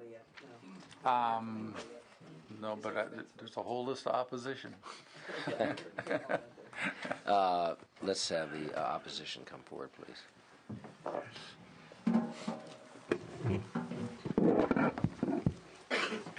Thank you, Mr. Weiland, members of the committee. Jeremy Smith here again on behalf of the California Labor Federation. Let me just read from the analysis very quickly. This bill would allow an employer to receive a waiver of specified penalties for violation of labor laws pertaining to wage deduction statements, the employment of minors, and obtainment of workers' compensation insurance. With respect to Senator Onestad, that to compare those violations to a broken taillight caught by the CHP is right on. Is not right on, Senator. It's I'm just trying to help you. No, somebody getting injured on a job and not being covered by workers' comp is an important situation that should not happen. So, I'll start there. I kind of diverted from my prepared statements to Senator to say that. But penalties exist to create a financial disincentive for violating the law. It's unfortunate that small employers, mom and pop shops, get nicked by the law and get in trouble. But ignorance of the law is no excuse. If you're going to start a business in this state, you need to familiarize yourself with labor laws, especially the basic type of labor laws, carrying workers' comp, employing minors, and properly taking care of wage deduction statements. Those aren't exotic, off-the-wall things. Those are basic labor laws that form the basis of employment in the state. If the cost of non-compliance is waived, there's no economic disincentive to follow the law. There's no reason for them to follow the law because they're not going to get in trouble. The penalties are also not simply to protect workers; they're to protect employers that do the right thing. And the last number I heard was that the underground economy in the state was costing the state $6 billion a year. So you're going to pass this bill, further giving some power to those unscrupulous employers who operate in the underground economy, and allow them to have one more way to make money under the radar, as opposed to the good employers in the state who try and follow the law, who are competing with those recalcitrant employers. Strong penalties serve as a deterrent to labor law violations and create a level playing field for responsible businesses. This is a get out of jail free card. This is going to allow workers or employers to cheat until they get caught. We just can't support something like that. We urge no vote. Mr. Chairman and members, Mark Schock, California Rural Legal Assistance Foundation. Excuse me. We're respectfully in opposition to this bill. With 30 years experience representing low-wage workers in rural California, we really haven't found any meaningful correlation between the size of an employer and whether or not they're going to violate labor laws. That's just in fact true. We've sued multinational corporations for double books, cheating workers out of overtime, and we've sued employers with 3. You find them replete throughout the underground economy. The underground economy is $6.5 billion of economic activity in this state. That means there are a tremendous amount of employers, large, medium, and small, who are willfully violating labor laws, and some of these are the most common labor laws that are violated. The pay stub requirement, which requires employers to tell workers, among other things, the total amount of hours they've worked in a work week, is violated by more than 50% of the employers whose workers we've surveyed in California. And it's not just inadvertent clerical errors. There's already a provision in the law that allows the labor commissioner discretion not to cite for inadvertent or clerical errors. In fact, that's in section 226.3b. How do you deal with Senator Onestad's concern about overzealous enforcement, as it were? If it exists, that they can, do that, and also the question of whether, you could show a cure. Basically, you could cure the defect if it, is something smaller like that. Is that? Well, I mean, I don't know overzealous what's happening. Well, he's saying that they're enforcing to collect fines as opposed to enforcing to get compliance. Well, I mean, too quick. enforcing to compliance is more important than enforcing to fine most of the time. So how do you, well, I don't know if there's a better way to do it. 3 quick points. DOSC's collection of civil penalties for labor law violations don't go to the agency. They go to the general fund. Okay, well, that's good to know. The second point is that DOSC has fewer authorized positions today than it had in 1980. Yeah, no, I know. And the workforce has grown by 30%. So the idea that DOSC is out there zealously enforcing the law throughout the underground economy, it's just a fiction. Okay. They, in fact, have $10 million fewer civil penalties assessed this year than they did last year. This is an agency that's under siege. And they're doing the best they can, and we support them. But there's not, I think, any real evidence that they have the capacity to effectively enforce labor laws in California. If you look in agriculture, they issued just 222 civil citations last year in an industry that has 7,000 workers and 40,000 employers that employ hired labor. They issued 2 citations for overtime, 6 for minimum wage. I mean, it's just the wrong way to go to get compliance with labor law, to give a get out of jail card to employers for the first free bite. Just to add on, as long as Senator Duchesne made that comment, I agree with you. And I agree with the point that we have a huge underground economy and we have a lot of employers doing the wrong thing. The problem is, though, what Senator Onestad is talking about, and I'm posing the same question Senator Duchesne is, because I'm not sure what the answer is, are good employers who want to do the right thing, who get caught up with an overzealous inspector. And I also believe that at the same time, what the sorts of things you're talking about are correct.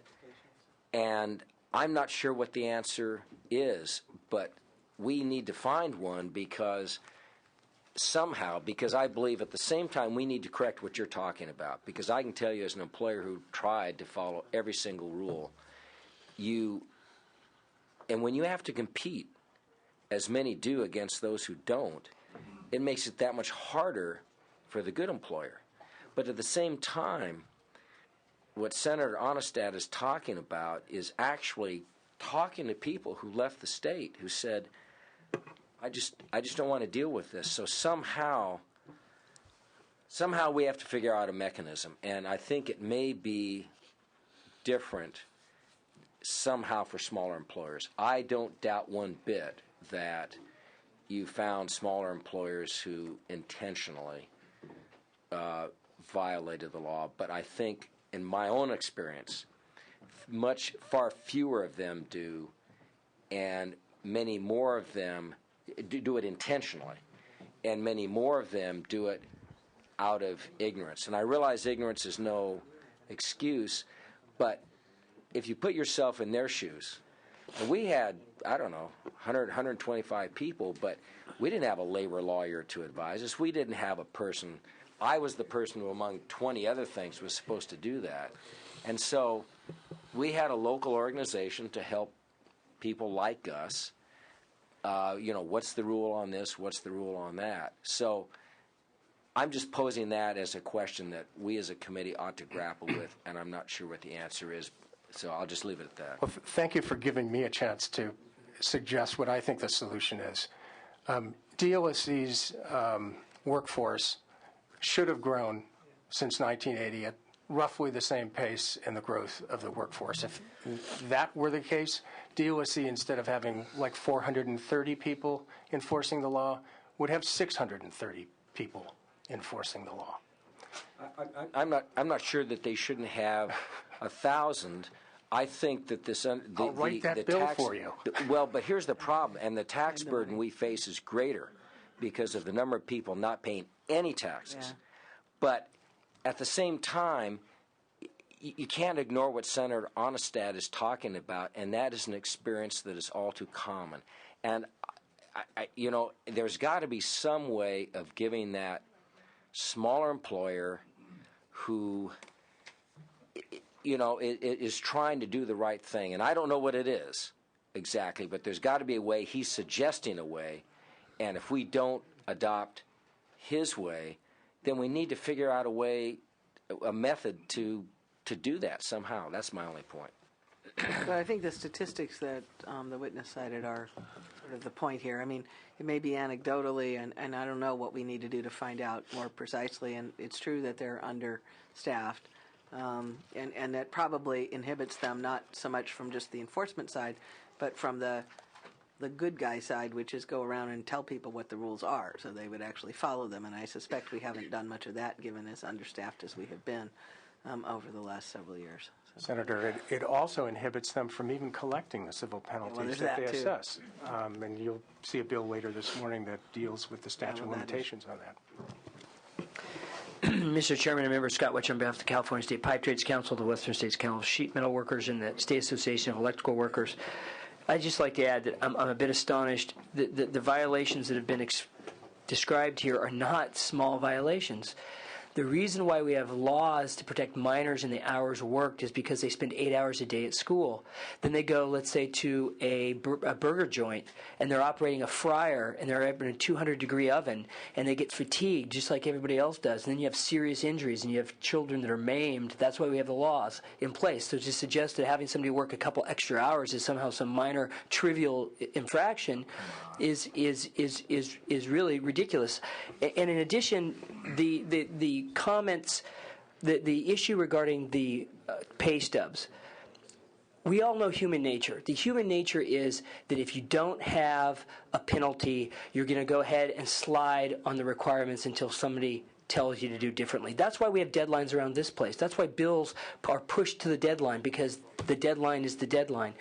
And that's the only document that a worker gets to be able to reconcile and make sure that they're being paid the appropriate wages and benefits. It's not a small thing. It's a very significant thing. So we'd oppose the bill in its entirety. Thank you. Mr. Chair, Seth Bramble on behalf of the California Teachers Association.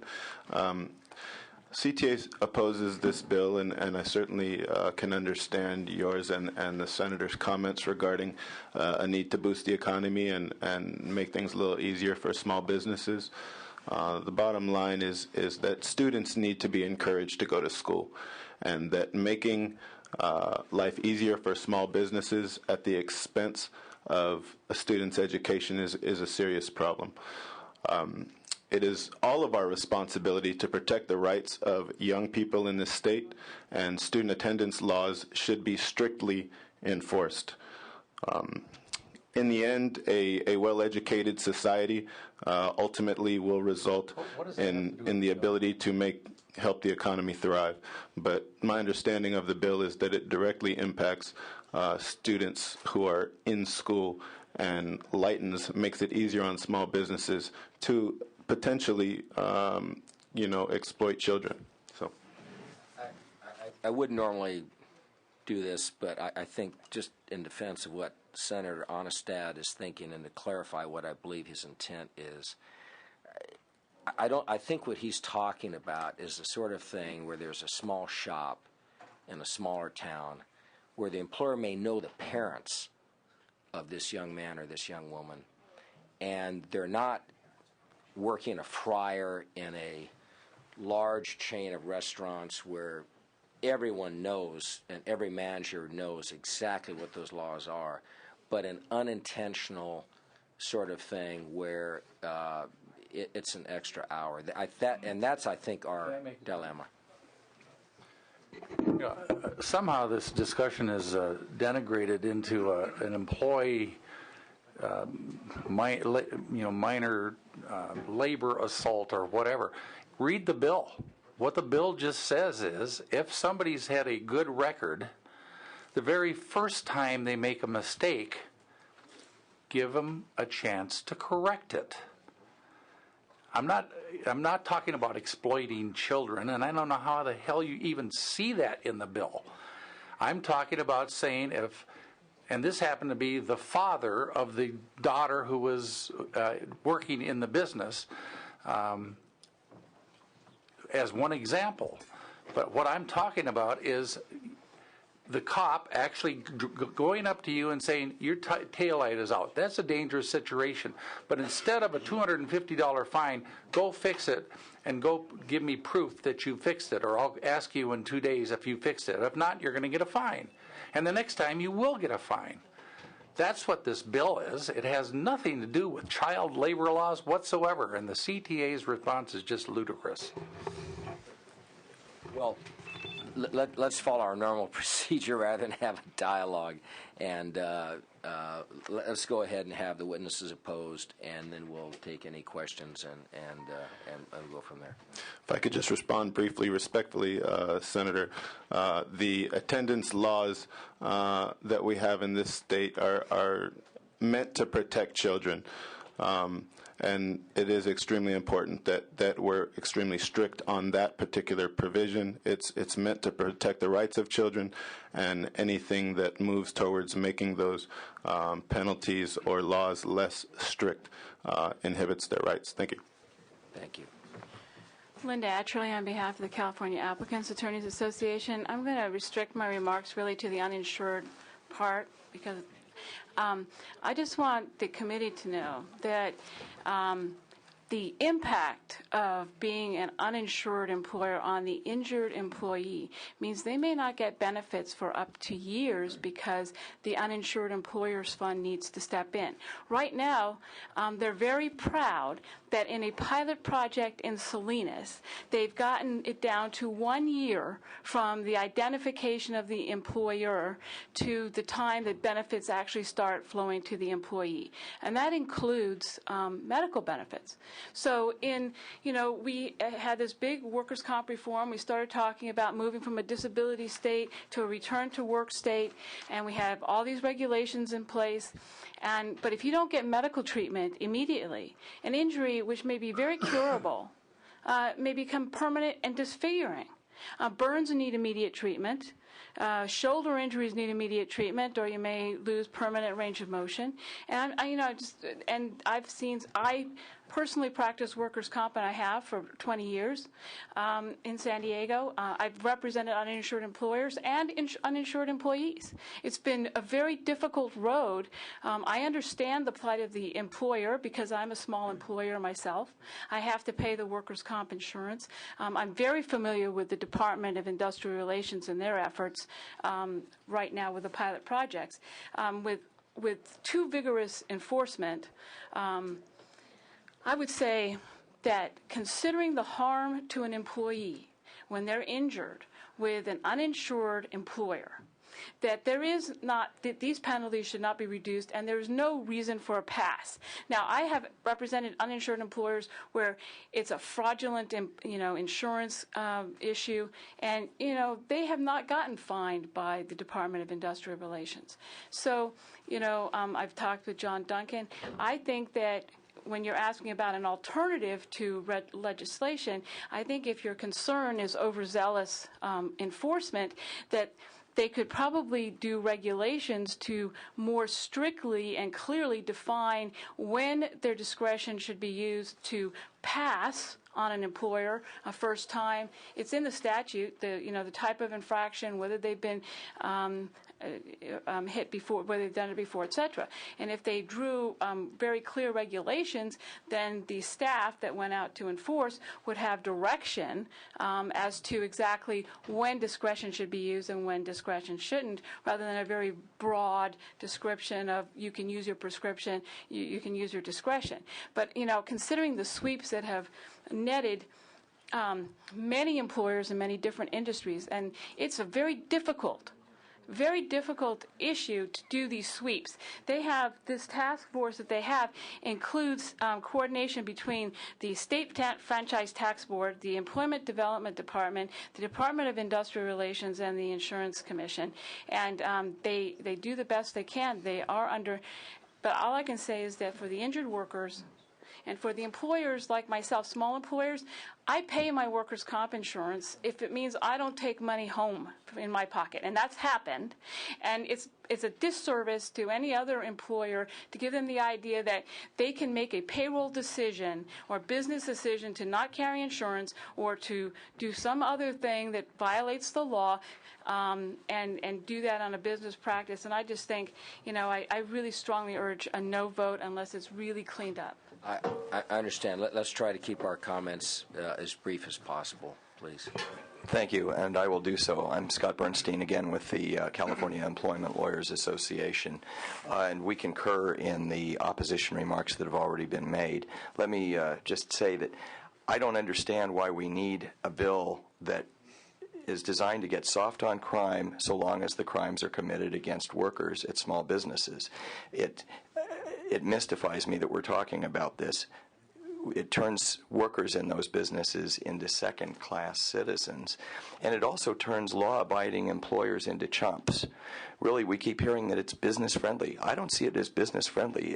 It's friendly to a subset of businesses that are breaking the law, and it is most unfriendly to businesses that are in compliance. I also agree that we need to stimulate the economy, but I don't think that extends to stimulating the underground economy.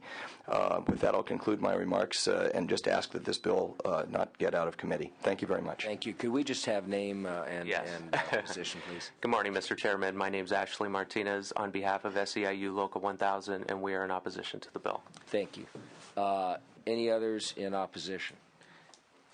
Normally I would ask for committee comments. Our committee has vanished. Would you? I have a comment. Like to make a closing statement, Senator Onestad? This is exactly, what you've just heard this last 20 minutes is exactly why people and businesses are leaving California. It's why California has the highest unemployment rate of any state in this country. We are over-regulated, and we have an attitude on the part of the bureaucracy of California that business exists for the largest of government to provide a service to government instead of the other way around. I think an inspector ought to walk into a business and say, here's where you're not compliant with the law, fix it, or you're going to get dinged.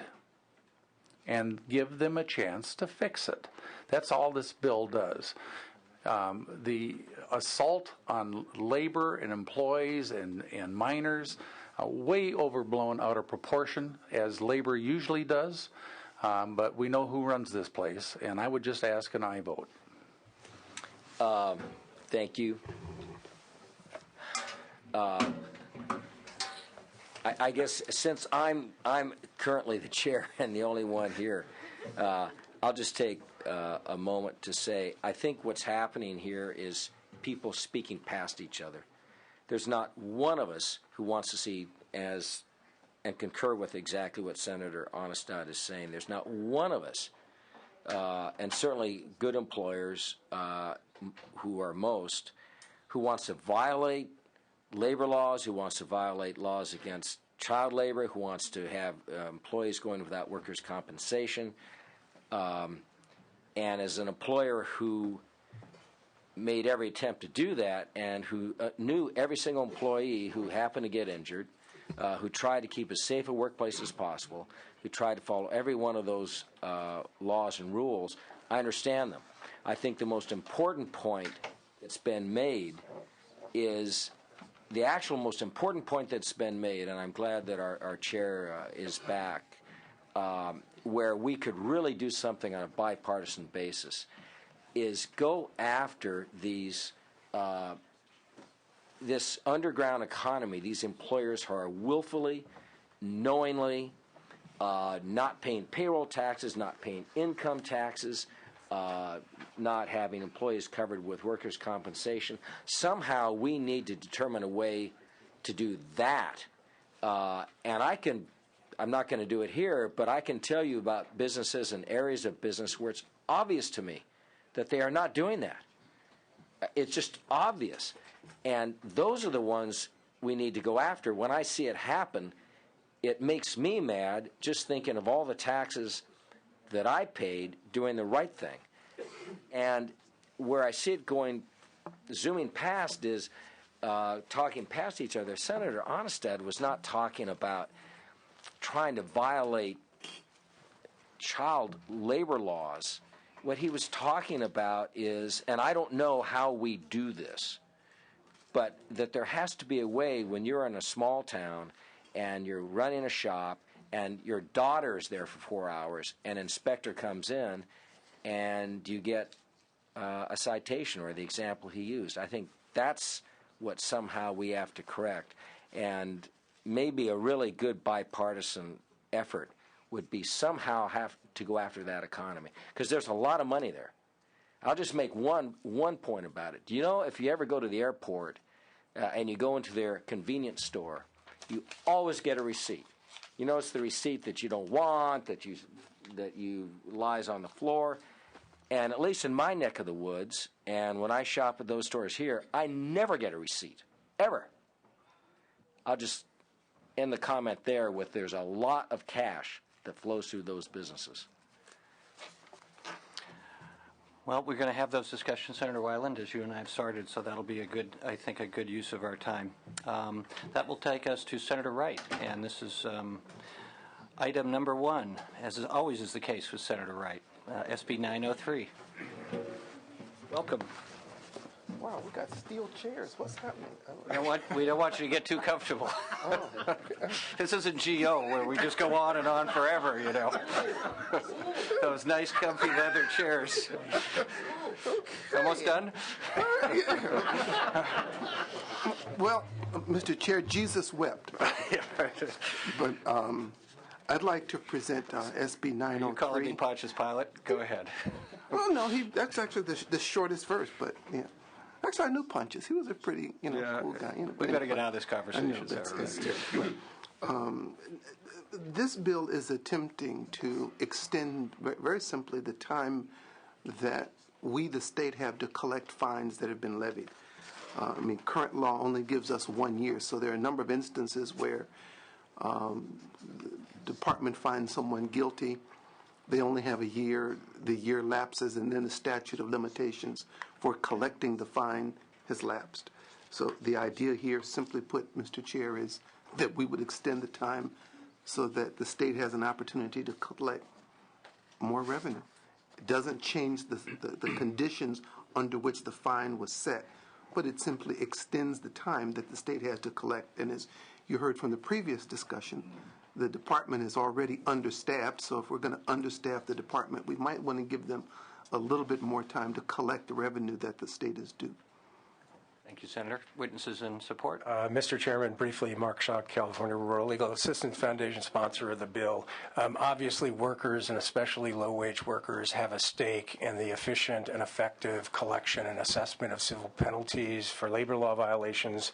It takes taxpayer dollars to do the inspections, to conduct hearings challenging the citation, to try to settle with the employer, and if no settlement is reached, to enter judgment for collection. It makes absolutely no sense that a valid final debt owed the state that's not appealable should become uncollectible simply because 1 year statute runs. The state auditor's report on DLSE, and this will be my last comment, found hundreds of final judgments for civil penalties that were older than a year and older than a 2 year that were uncollectible because of the statute of limitations, and this was one of their principal recommendations for improving DLSE, and we'd ask for your support. Thank you.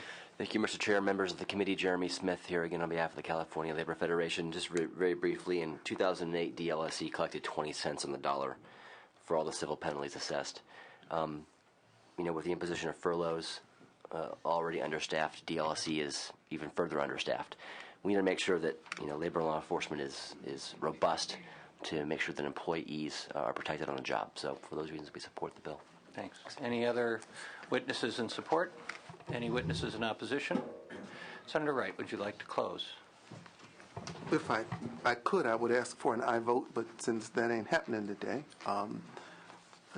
again, I think one of the ways that we deter people from violating the law is a realistic expectation that the fines will be collected. This just attempts to level that field so that, A, we collect more money and we hopefully discourage people from violating the law in the first place. Thank you, Senator Wright. So we'll take this up on Monday. It's a brilliant bill, and hopefully it'll get bipartisan support. Okay. Oh, yeah. Let me get out of this steel chair now. Yeah. Well, if you're going to complain about the furniture in the committee, maybe you won't get the votes. We have one more item before the chair's items, and that's item number 10, SB 1474, and this is going to be presented by the pro tem staff. Chuck Wright. Good morning, Charles. Morning. Thank you, Mr. Chair. Mr. Chair and members, SB 1474 permits agricultural employees to select their labor representatives by submitting a petition to the Agricultural Labor Relations Board, along with representative cards signed by majority of the bargaining unit.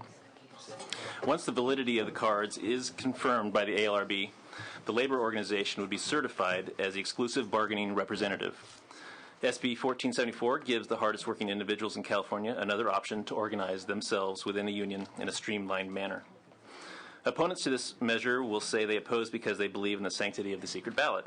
This bill does not eliminate the secret ballot. It simply adds this new process as an option. The assumption is that the individuals voting in these elections conducted by the ALRB are free to contemplate the pros and cons of their decision, and that they are free from the weighted influence and feelings of intimidation from their employers leading up to the election.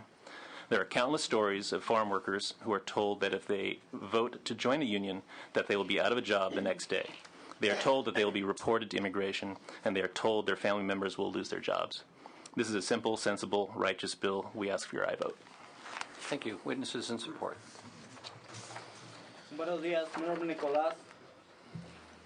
Nicolás. There we go.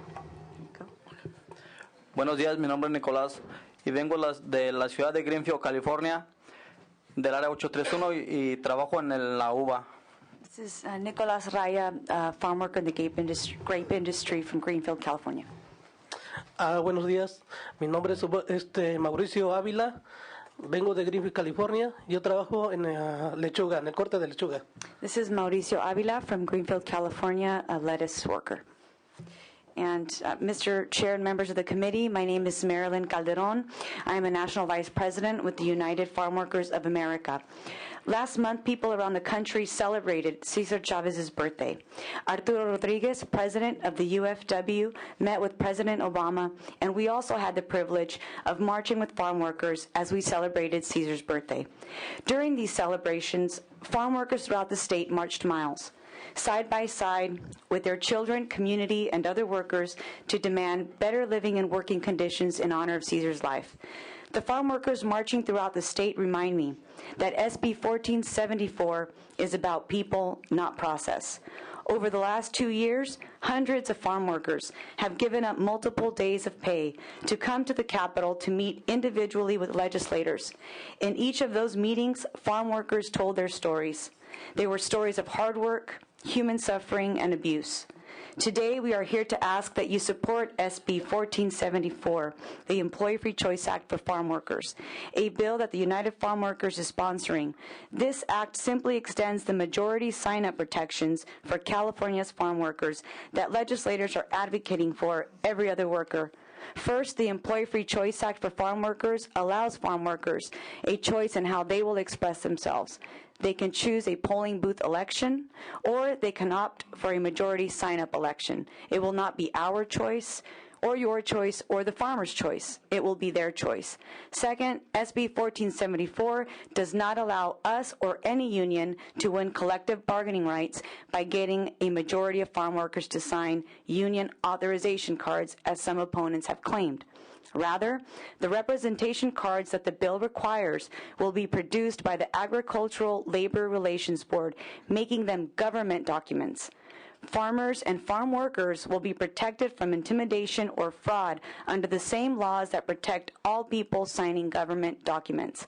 The penalties for those who violate those laws are serious, enforceable, and effective. For 40 years, the United Farm Workers have worked with legislators and governors of both parties to write laws that protect farm workers. And when you look at the body of those laws, wage, safety, sexual harassment, pesticide, heat, break, sanitary laws, you should be as proud as we are.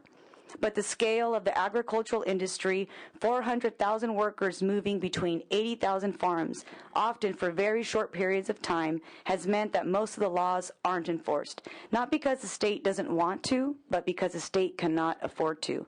As a result, farm workers are cheated on their wages by corrupt farm labor contractors in a system that has grown to protect farmers from responsibility for hiring undocumented workers. Women are exposed to demands for sexual favors. People get sick from pesticides. Even drinking water is not available. Cesar Chavez believed that justice for farm workers would be found at the intersection of fair laws and self-help. SB 1474 will make it easier for farm workers whose lives are hard enough to help themselves. They will be able to use their own money in the form of union dues to have representatives who will make sure that the laws on the books are the laws in the fields. Thank you. Witnesses in support? Thank you, Mr. Chair and members. Brooks Ellison. Thank you, Mr. Chairman, members. Brooks Ellison on behalf of the United Nurses Association Union of Healthcare Professionals, proud member of the ASME family in support. Thanks, Brooks. Mr. Chair, members, Christy Baum representing the California Professional Firefighters in support. Mark Shaw, California Rural Legal Assistance Foundation in support. In the absence of effective state enforcement, union representation in the workplace is about the only effective counterweight that there is, and we'd urge your ayes vote. Thank you, Mr. Chair. Members of the committee, Jeremy Smith on behalf of the California Labor Federation, also in support. Linda Atcherley on behalf of the California Applicants Attorneys Association in support. Thank you. Thanks, Linda. Any witnesses in opposition? Maybe if we can make a little space for them, Charles, for two.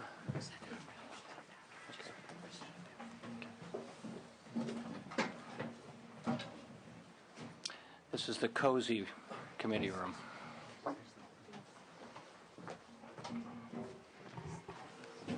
Good morning. Good morning. Good morning, Mr. Chair, members of the committee. My name is Barry Bedwell. I'm president of the California Grape and Tree Fruit League.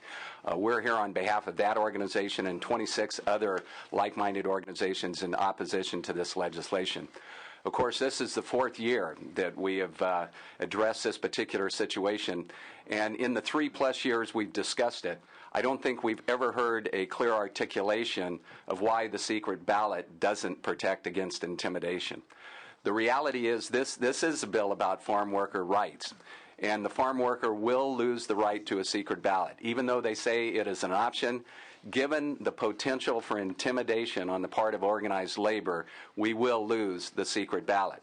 The reality is, if there are truly concerns about intimidation on the part of the employer or the union, the discussion should be centering around why the current law, which was designed for the benefits of farm workers and is the best law for farm workers in the country, doesn't adequately address the issue of unfair labor practices. Where is this law deficient? That should be the focus of this debate rather than taking away the right of a farm worker to a secret ballot. It was Cesar Chavez himself who talked about the importance of the secret ballot. We heard from other labor advocates here today about the importance of the secret ballot. Labor advocates from George McGovern on down have talked about the importance, and I will say at the national level, this debate continues with the Employee Free Choice Act, and that debate is now moving toward a possible duplication of what we have here in California with the Agricultural Labor Relations Act, rather than doing away with the secret ballot. So I think when we get to the crux of the issue, yes, we will hear, and we are going to talk about the sanctity of the secret ballot, because it is a fundamental premise of our democracy. We will not accomplish the true intent of the farm worker if we take away that right. Thank you for the opportunity to comment. Thank you. Morning. Morning, Mr. Chairman, members. Dave Puglia with Western Growers Association, here also in opposition. A couple of points and a couple of quotes. As Mr. Bedwell said, the choice here is no choice. A worker confronted by a union organizer who is in possession of the cards provided by the ALRB but no longer in possession of the ALRB, now in possession of the organizer, is presented a false choice. Either indicate a willingness to be represented by the union, elect a secret ballot option, or say no to the organizers. The last two options are both no to the union. And in that private session with no one else watching, this vulnerable population of workers has no other reasonable option but to accommodate the organizer. The opportunity for coercion and for pressure is obvious, and it should not be tolerated. It should be the secret ballot that is protected. We have to keep in mind here that a question as to whether a certain workplace should be organized involves the financial interests of two parties in addition to the workers themselves. The employer certainly has a financial stake in the outcome. So does the union. Why we would put one of the two competing financial interests in possession of the election process of the ballots themselves, so-called ballots, the cards after they've been signed by the workers, are taken in possession by one of the parties with a financial stake in the outcome, not the other. That is an obvious imbalance that defies logic. The secret ballot avoids that imbalance and avoids that inequality. I'll quickly just conclude with a couple of quotes because I obviously am an advocate for California's farmers, and so my motives are probably suspect, but others have expressed similar views. Congressman George Miller and 15 other members of Congress in 2001 wrote a letter to the Mexican government, and there they were expressing concern over a proposal to do away with the secret ballot in union elections in Mexico, and said, quote, "We understand that the secret ballot is allowed for but not required by Mexican labor law. However, we feel that the secret ballot is absolutely necessary in order to ensure that workers are not intimidated into voting for a union they might not otherwise choose." We could not state it any better than Congressman Miller did. Finally, another voice that is not my own, the Los Angeles Times editorial board last year said this about the Federal Employee Free Choice Act, very similar to this bill. "There is no doubt that card check, in which union organizers try to persuade more than half the workers to sign cards or petitions selecting a particular union as their representative, favors unions." Again, fairly clear statement that doing away with the secret ballot in this manner tips the scales from an equal level between the competing financial interests as we currently have in the law, dramatically in favor of one of the competing financial interests. We urge your opposition to the bill. Thank you. Other witnesses in opposition, and if we could have your name, affiliation, and brief comments, please. Brian Little with the California Farm Bureau Federation in opposition. Michael Shaw, National Federation of Independent Business in opposition, and I would simply add that just an hour or so ago we heard union representatives up here arguing that the state overseeing the process regarding overtime in the state of California is a necessary protection, but here we are saying that the state's overseen process with regard to unionization is not necessary. That seems to be a great deal of hypocrisy in the eyes of small business. Yes. Matt Sutton with the California Restaurant Association, respectfully opposed. John Hanley, California Independent Grocers Association, opposed. Thanks, John. Crystal Jack on behalf of Nisei Farmers League, California Citrus Mutual, California Association of Nurseries and Garden Centers, the Alliance for Western Milk Producers, and the California Tomato Growers Associations, all in opposition. Thank you. Wonderful client list. Hi, Lou Christopherson on behalf of the California Chamber of Commerce in opposition. Mike Velasco, Wine Institute, we also oppose. Tricia Garinger on behalf of the Agricultural Council of California, representing over 30 farmer cooperatives in the state, in opposition. Any questions, comments? Senator Weiland? I'm sorry to have missed part of the earlier discussion. I've been through 3 union elections on the ground, and one of the first things I learned about responsible employers, and a lot of the discussion we have in here, I think, when I reflect on it, is between responsible employers and those who aren't. And I think sometimes I realize I make the assumption because it was very important to me that we were responsible, law-abiding, that all are, and I recognize that all are not. But I found that the years and years and years of the, based on the original law and all the court decisions, it worked pretty well. If you're responsible, you find out immediately what you cannot do.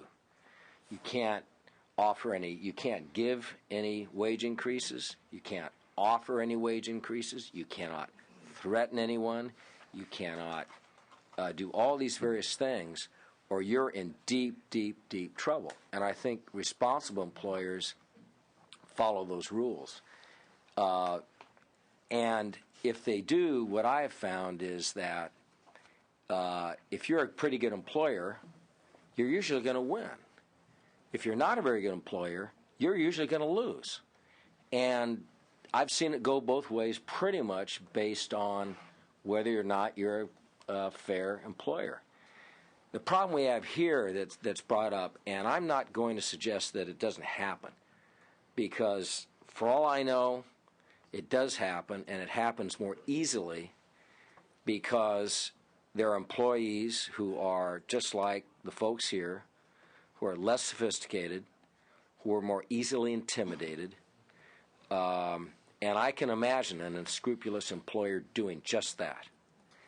And my only difficulty is that the remedy broadly is too great considering the long, long, long history of this law, and it's working pretty well.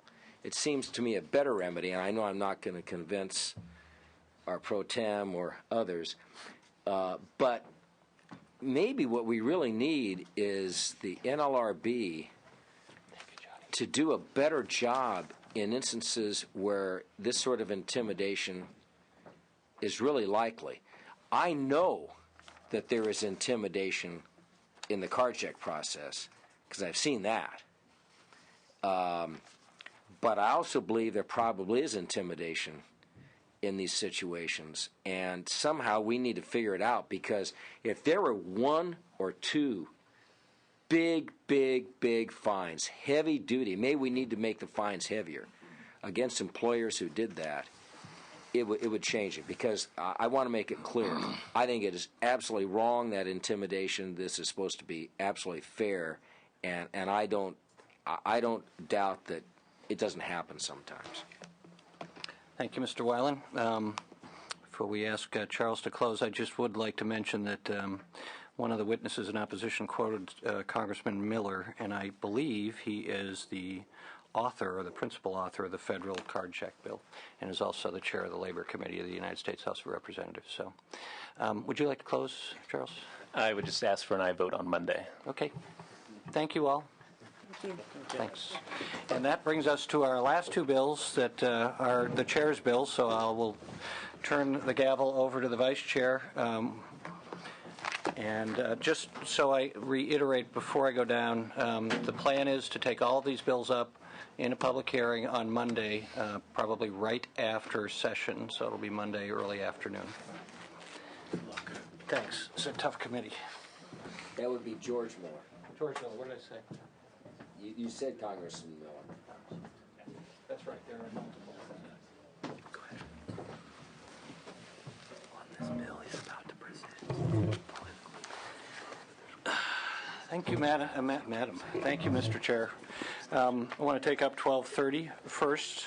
And first of all, I want to accept the brilliant suggestions by committee staff on pages 3 and 4. This bill, this piece of legislation, is a result of committee hearing that the pro tem asked myself and this committee to have jointly with Judiciary and Senator Corbett as the chair. We had a hearing in Los Angeles. It was quite amazing. In addition, after that, I attended a meeting of the National Conference of State Legislators where they talked about the issue of human trafficking and slavery across the country and what other states are doing to try to stop it. Probably most distressing is just the knowledge that this is happening so much. It's estimated by the International Labor Organization that at least almost 12.5 million adults and children are in forced labor, bonded labor, and commercial sexual servitude at any given time. It was also astounding to be in Los Angeles and hear about the number of people that the Los Angeles District Attorney's Office believed that were in these circumstances, and had anecdotal and quite compelling stories about people being held behind barbed wire to be forced into enforced labor. So it was disturbing, but it's also nice to know that there are groups advocating for and trying to promote legislation like this. This is a simple piece of legislation.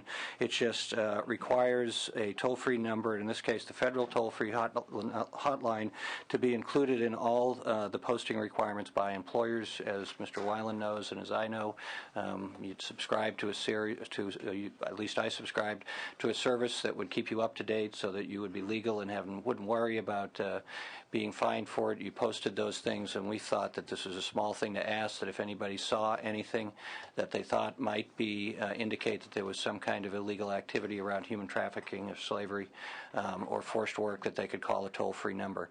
There's been some discussion about having multiple toll-free numbers. We have one here in the state of California and the federal number. We thought that this was the easiest way to implement this step, was to just do the national one. So with that, I'm happy to turn it over to our witnesses. Thank you. I'm Shannon Smith Crowley, representing the Coalition to Abolish Slavery and Trafficking. We actually were in a support position, but kind of a supportive amended, because we actually represent CAST, who has a statewide hotline, and we'd like to talk about two things briefly. Why we need additionally a state hotline, and why CAST is the state hotline. So I've brought up with me today from Los Angeles, Benny Hernandez, who is the hotline coordinator and can explain our program. Thank you, and good morning. So I just wanted to give you some details about our CAST hotline service and the benefits of having a state hotline listed on the employer posting. The CAST hotline was created to provide secure and accurate information on human trafficking and to allow victims to access services without fear of law enforcement. Although CAST has worked very closely with the Polaris Project, which runs the national hotline, and the Los Angeles Metro Task Force on Human Trafficking, which also runs a local hotline that's monitored by LAPD, both presented challenges in working with victims. We had concerns about getting calls forwarded, victims' fears of law enforcement, and the lack of community connections where non-governmental organizations felt uncomfortable referring callers to either of those hotlines. Due to those reasons, CAST created a hotline that would provide immediate access to human trafficking victims in California. The CAST hotline was formally launched in January of 2010 during a month-long public awareness campaign. During this time, the number 888 Key to Freedom was promoted on local, state, and national media, leading to an unprecedented number of identification of victims. To ensure the success of the CAST hotline, we created a number that's very easy to remember. We created relationships with media to continue promoting the number and the issue. And we created promotional materials as, like, for example, these buttons and these keys, and we have some brochures with the hotline number on them. We created a toll-free number to make it fully accessible to anyone needing immediate help anywhere in the United States. We have increased collaboration with law enforcement and other NGOs to provide referrals to potential victims of trafficking. We believe that the state hotline should be included so there's more likelihood of calls to be referred, and it builds off the excellent local relationships with NGOs and law enforcement. We also believe that the CAST hotline should be included on the employer posting because we have an easy number that has been widely promoted. We're the largest and one of the oldest service providers that focuses solely on human trafficking. And we have a presence here in California, and we have the ability to reach victims and ensure that they are receiving comprehensive services. We also have a 100% record of success in securing temporary residency for victims. And we have strong relationships with law enforcement and support victims through the prosecution of their cases. We also have a memorandum of understanding with the Board of Equalization to provide training on a statewide level to thousands of potential first responders at businesses where slave labor may be present. We have relationships with NGOs, faith-based organizations, with law enforcement who are members of other coalitions and task forces who still value the importance of the alliance with CAST and will help promote our hotline number. We target all demographics through social media, traditional media, and outreach. CAST has over 4 million followers on Twitter and nearly 1,000 friends on Facebook who are promoting our work. In the past year, our volunteer program has increased dramatically, targeting reaching out to groups that not previously have been targeted and who are also able to promote our hotline number. We have bi-monthly presentations at the Los Angeles Museum of Tolerance, where we have the opportunity to reach out to local, state, national, and international audiences. We provide training throughout the state, and we're informing others about our hotline every single day. We have a fully bilingual website offering information on trafficking.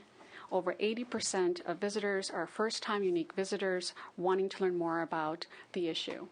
And most importantly, our hotline can accommodate over 160 different languages.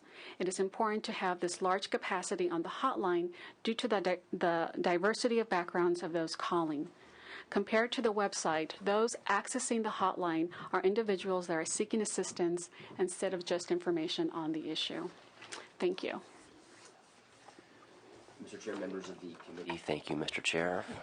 New at this, I guess. Yeah, you're new at this. Don't want to stifle you. Jeremy Smith on behalf of the California Labor Federation. It's mind-boggling that we're here in this day and age talking about human trafficking still, but it is a very prevalent problem, to say the least, in California. Asking employers to post some information and get some information to their workers about this and their rights is an important and common sense first step we're happy to support. Thank you.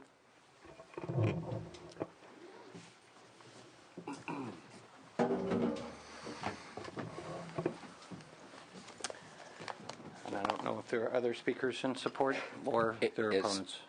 Any other witnesses in support? I can't imagine any witnesses in opposition. At least not public. Would you like to make a close? No, it's an area of interest I'd like to continue to work with the speakers on, both in terms of the best way to get the 800 number and the information out there. It's just a discussion of function at this point, so I'll be happy to have that discussion, and I'm sure there are other issues around this issue to better communicate the need for these kind of resources that I'm sure this committee will continue to hear. So at the appropriate time, I would ask for members' aye vote. Thank you very much. Now you have 1304. 1304. Thank you, Mr. Chairman. I'd like my sponsor to come forward, and I'd like to thank both my sponsor and all of the folks who have come and sat patiently.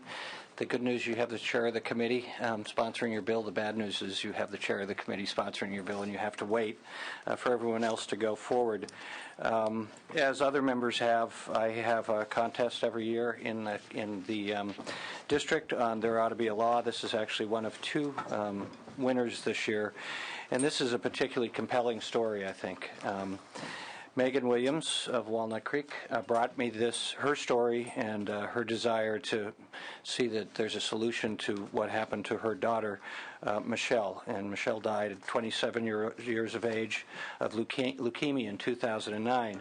And as she will tell you, it's the frustration of not having enough donors in the registry. So what this law would do, and I know it's considered an imposition on employers, but I would ask the committee to consider the cost to human life, and we'll hear that on a personal level, and particularly when it comes to Asian Pacific Islander community, that only a little over 7% of of the people on the registry come from this community, that the registry actually has 74% Caucasians, and the ability to find a match and to save a life is important. So what this law does is requires employers to give up to 5 paid days with no retribution associated with it to employees if they seek to go and take the testing to become part of the registry.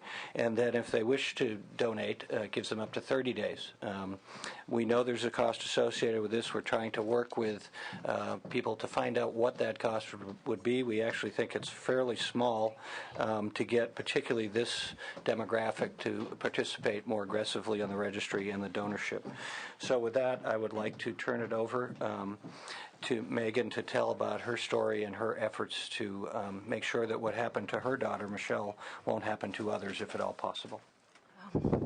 Good morning, the chair and the chair member. My name is Megan. I have my daughter named Michelle. She passed away 8 months ago with leukemia. When the doctor diagnosed she had leukemia and tell us only the transplant can help her to be alive. So Michelle quickly started Project Michelle to get help for herself and for the other. Couldn't find a match for her. So the doctor gave her 4 to 6 week notice. That day, I hold her hand and crying and said, gee, why my kid? Why not somebody else? So she turned around and said, Mom, why you so mean? Don't you think it's hard enough for us? Why you with someone else's kid?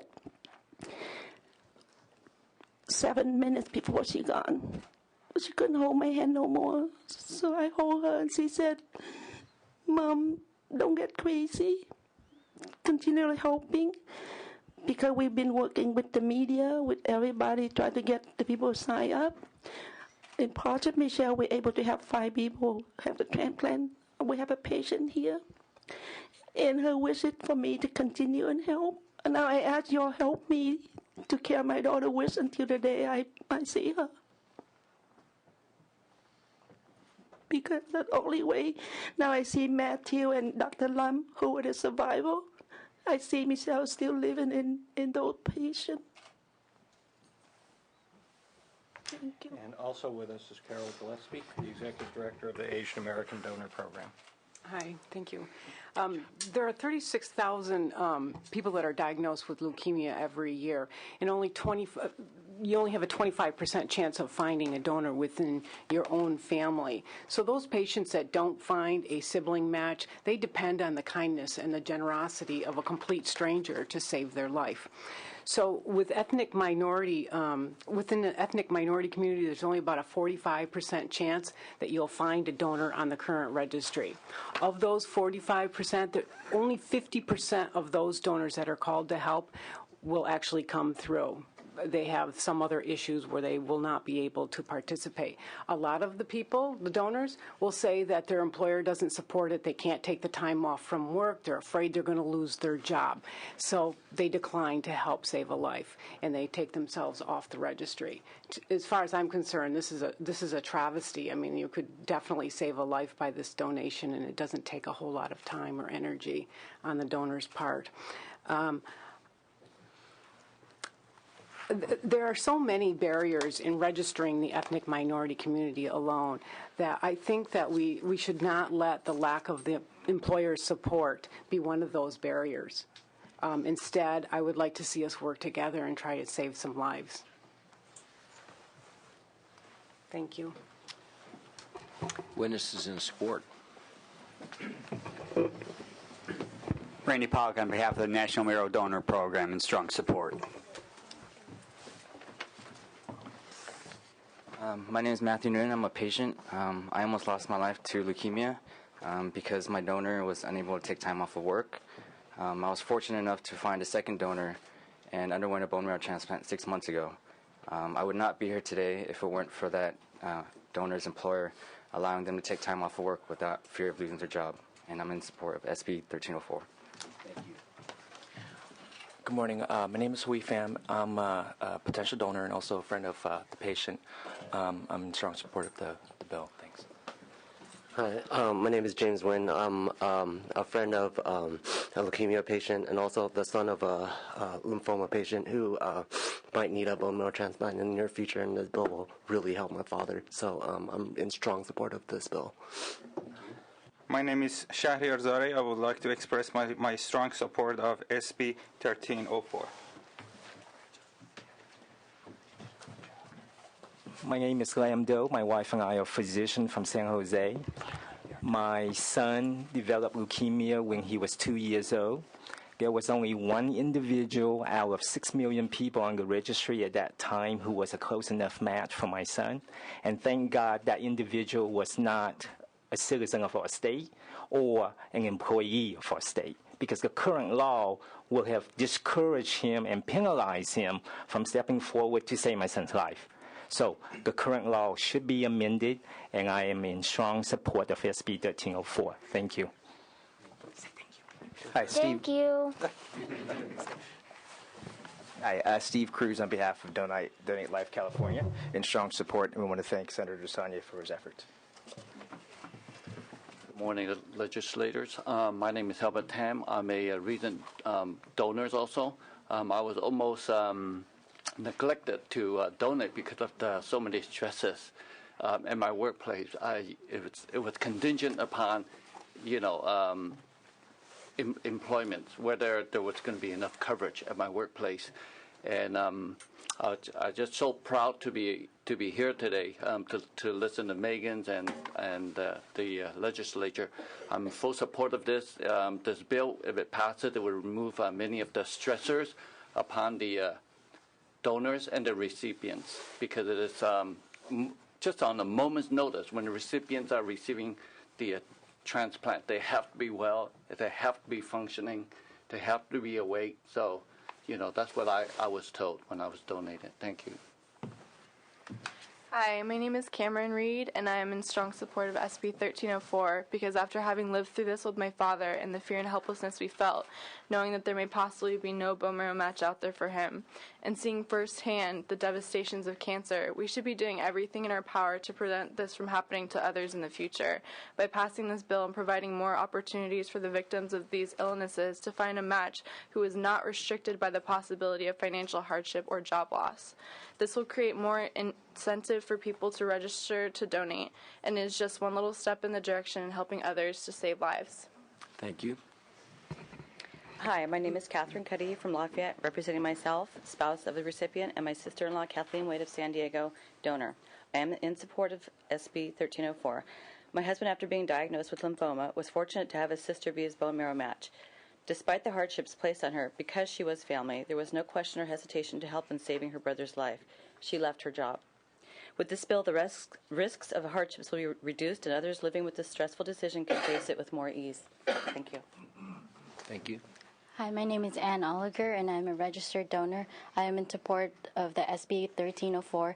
As a union representative of a professional medical organization, this bill, if passed, would encourage more people to be tested as donors and alleviate one source of difficulty for patients getting the transplants they need. Keeping in mind, this would affect a very small amount of people, as it is very difficult to find a match. That's why I'm a strong supporter of SB 1304. Thank you. Mr. Chairman, my name is Ashley Martinez. On behalf of SEIU Local 1000, we're proud to support SB 1304. Thank you. Mr. Chairman, Scott Bernstein again for the California Employment Lawyers Association. We strongly support this bill. Donating marrow or an organ is as selfless an act as one can imagine, and people who do it are saving lives in the process. It's essential that we do everything we can to encourage this, and part and parcel of that is the provision for this leave being incremental to other leave. People shouldn't have to forego donating marrow or an organ simply because they had the flu earlier in the year and used up their leave, and no one should die because somebody else had to make the decision between saving a life and saving a job. We urge support for this bill. Thank you. Thank you. Would you like to do we have any opposition? Yeah, I suppose we should ask you. It's not a problem for me if we don't call them out, Mr. Chairman. You've got bills that are highly unlikely to result in that. Yes. Kyla Christopherson on behalf of the California Chamber of Commerce. And first of all, I'd just like to say that I mean absolutely no disrespect to the author and to Ms. Williams and to everybody today that has expressed the loss of their loved ones. I deeply sympathize with that.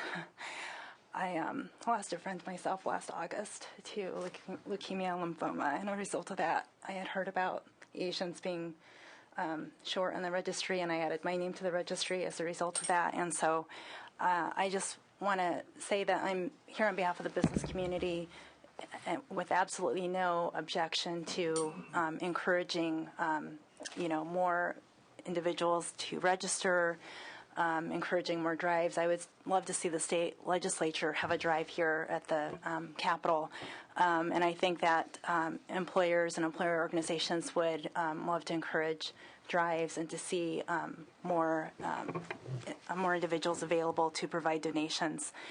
The reason that we are in opposition is because, in particular, there small businesses in the workplace. There are lots of different leave requests that employers need to consider. While this is a very important reason for leave, there may be other employees that need to take leave because of the illness of a family member or because the family member is in trouble. So there are other pressing reasons for leave requests in the workplace, and for employers, they need to be able to manage those requests. And it can be difficult if there's something that doesn't allow the flexibility to do that. So that's simply the reason why we're in opposition to this approach.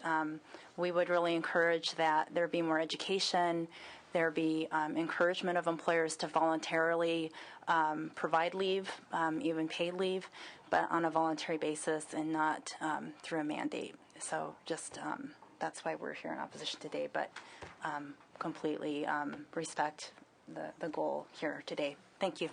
Thank you.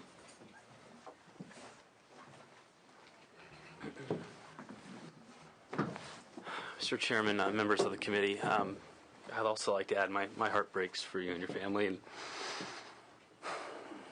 I myself, I signed up for the donor registry program a couple of years ago when our pastor was in need of a bone marrow donor, and I wasn't going to be a match, but at the time we did a drive at our church for that very reason, to help promote that. And I believe that is the best way to go about doing this, is through education and promotion. And as Ms. Christopherson mentioned a moment ago, I would hardly imagine an employer or an employer organization, at least, that would have a hard time encouraging our members to promote this program as well. But particularly, and with due respect to everyone here, particularly in this economy, promoting what is, in effect, will be one of the largest paid leave programs in the state and federal law is not something that we feel is appropriate to impose on small businesses. We need to create jobs, and jobs that do provide benefits as well, that enable individuals to take the time necessary to do the selfless acts like provide bone marrow and organ donation. And we think that is the way that we need to go at this time, and would, again, respectfully oppose this legislation. Thank you. Any further testimony in opposition? Mr. Chairman. I appreciate the comments of everyone, particularly and I realize, obviously, we recognize the difficulty of the opponents and their heartfelt desire to help. I will say that we think that the number is going to be small. For instance, we already asked that state employees do this. Only 1% of the number of state employees actually went through. So we think it'll be small. We actually have some indication from the city of San Jose that allows for this that's very small as well, because we're targeting a relatively small population. So, and we're more than willing to work with the employer community to make sure that the costs are low. As we've discussed in this committee, we understand the impacts, particularly on small business, and I will point out that on page 3 in section 1510, we do in line 17, there is an exemption for small businesses if you have this applies to businesses that have 15 or more employees. I'm also more than willing to talk about some kind of larger accommodation for smaller businesses. But the point really is, and I think the balance that the committee hopefully will consider in the legislature, is the value of a life vis-a-vis and the responsibility of all of us, including employers, to try to save lives. And as we get more people in the registry, we know that the cost will come down because the access to the donors will come down as well. And the benefit to having people like Michelle, who instead of leaving this workplace and this life at 27 needlessly, because if we had more people on the donation list, she would physically be with us today and working and being productive and paying taxes. So we believe that if we did a cost benefit, I hate to be so cold-hearted that you could do actuarial returns that will actually show the state of California and all of us will benefit from this kind of investment. So with that, I would again like to thank Megan, and it's obvious the emotion from all of the people who testified. I'd also like to say that as evident by everything that's been said here, she's quite tenacious. There are 15,000 signatures on petitions here that she's submitting to us today. So at the appropriate time, I would ask for the committee's aye vote. And again, I want to thank everybody who spent the day with us today. Thank you very much. Does that conclude today's hearing? Do you want to make any further comments about? I'll run around. Thank you, Megan.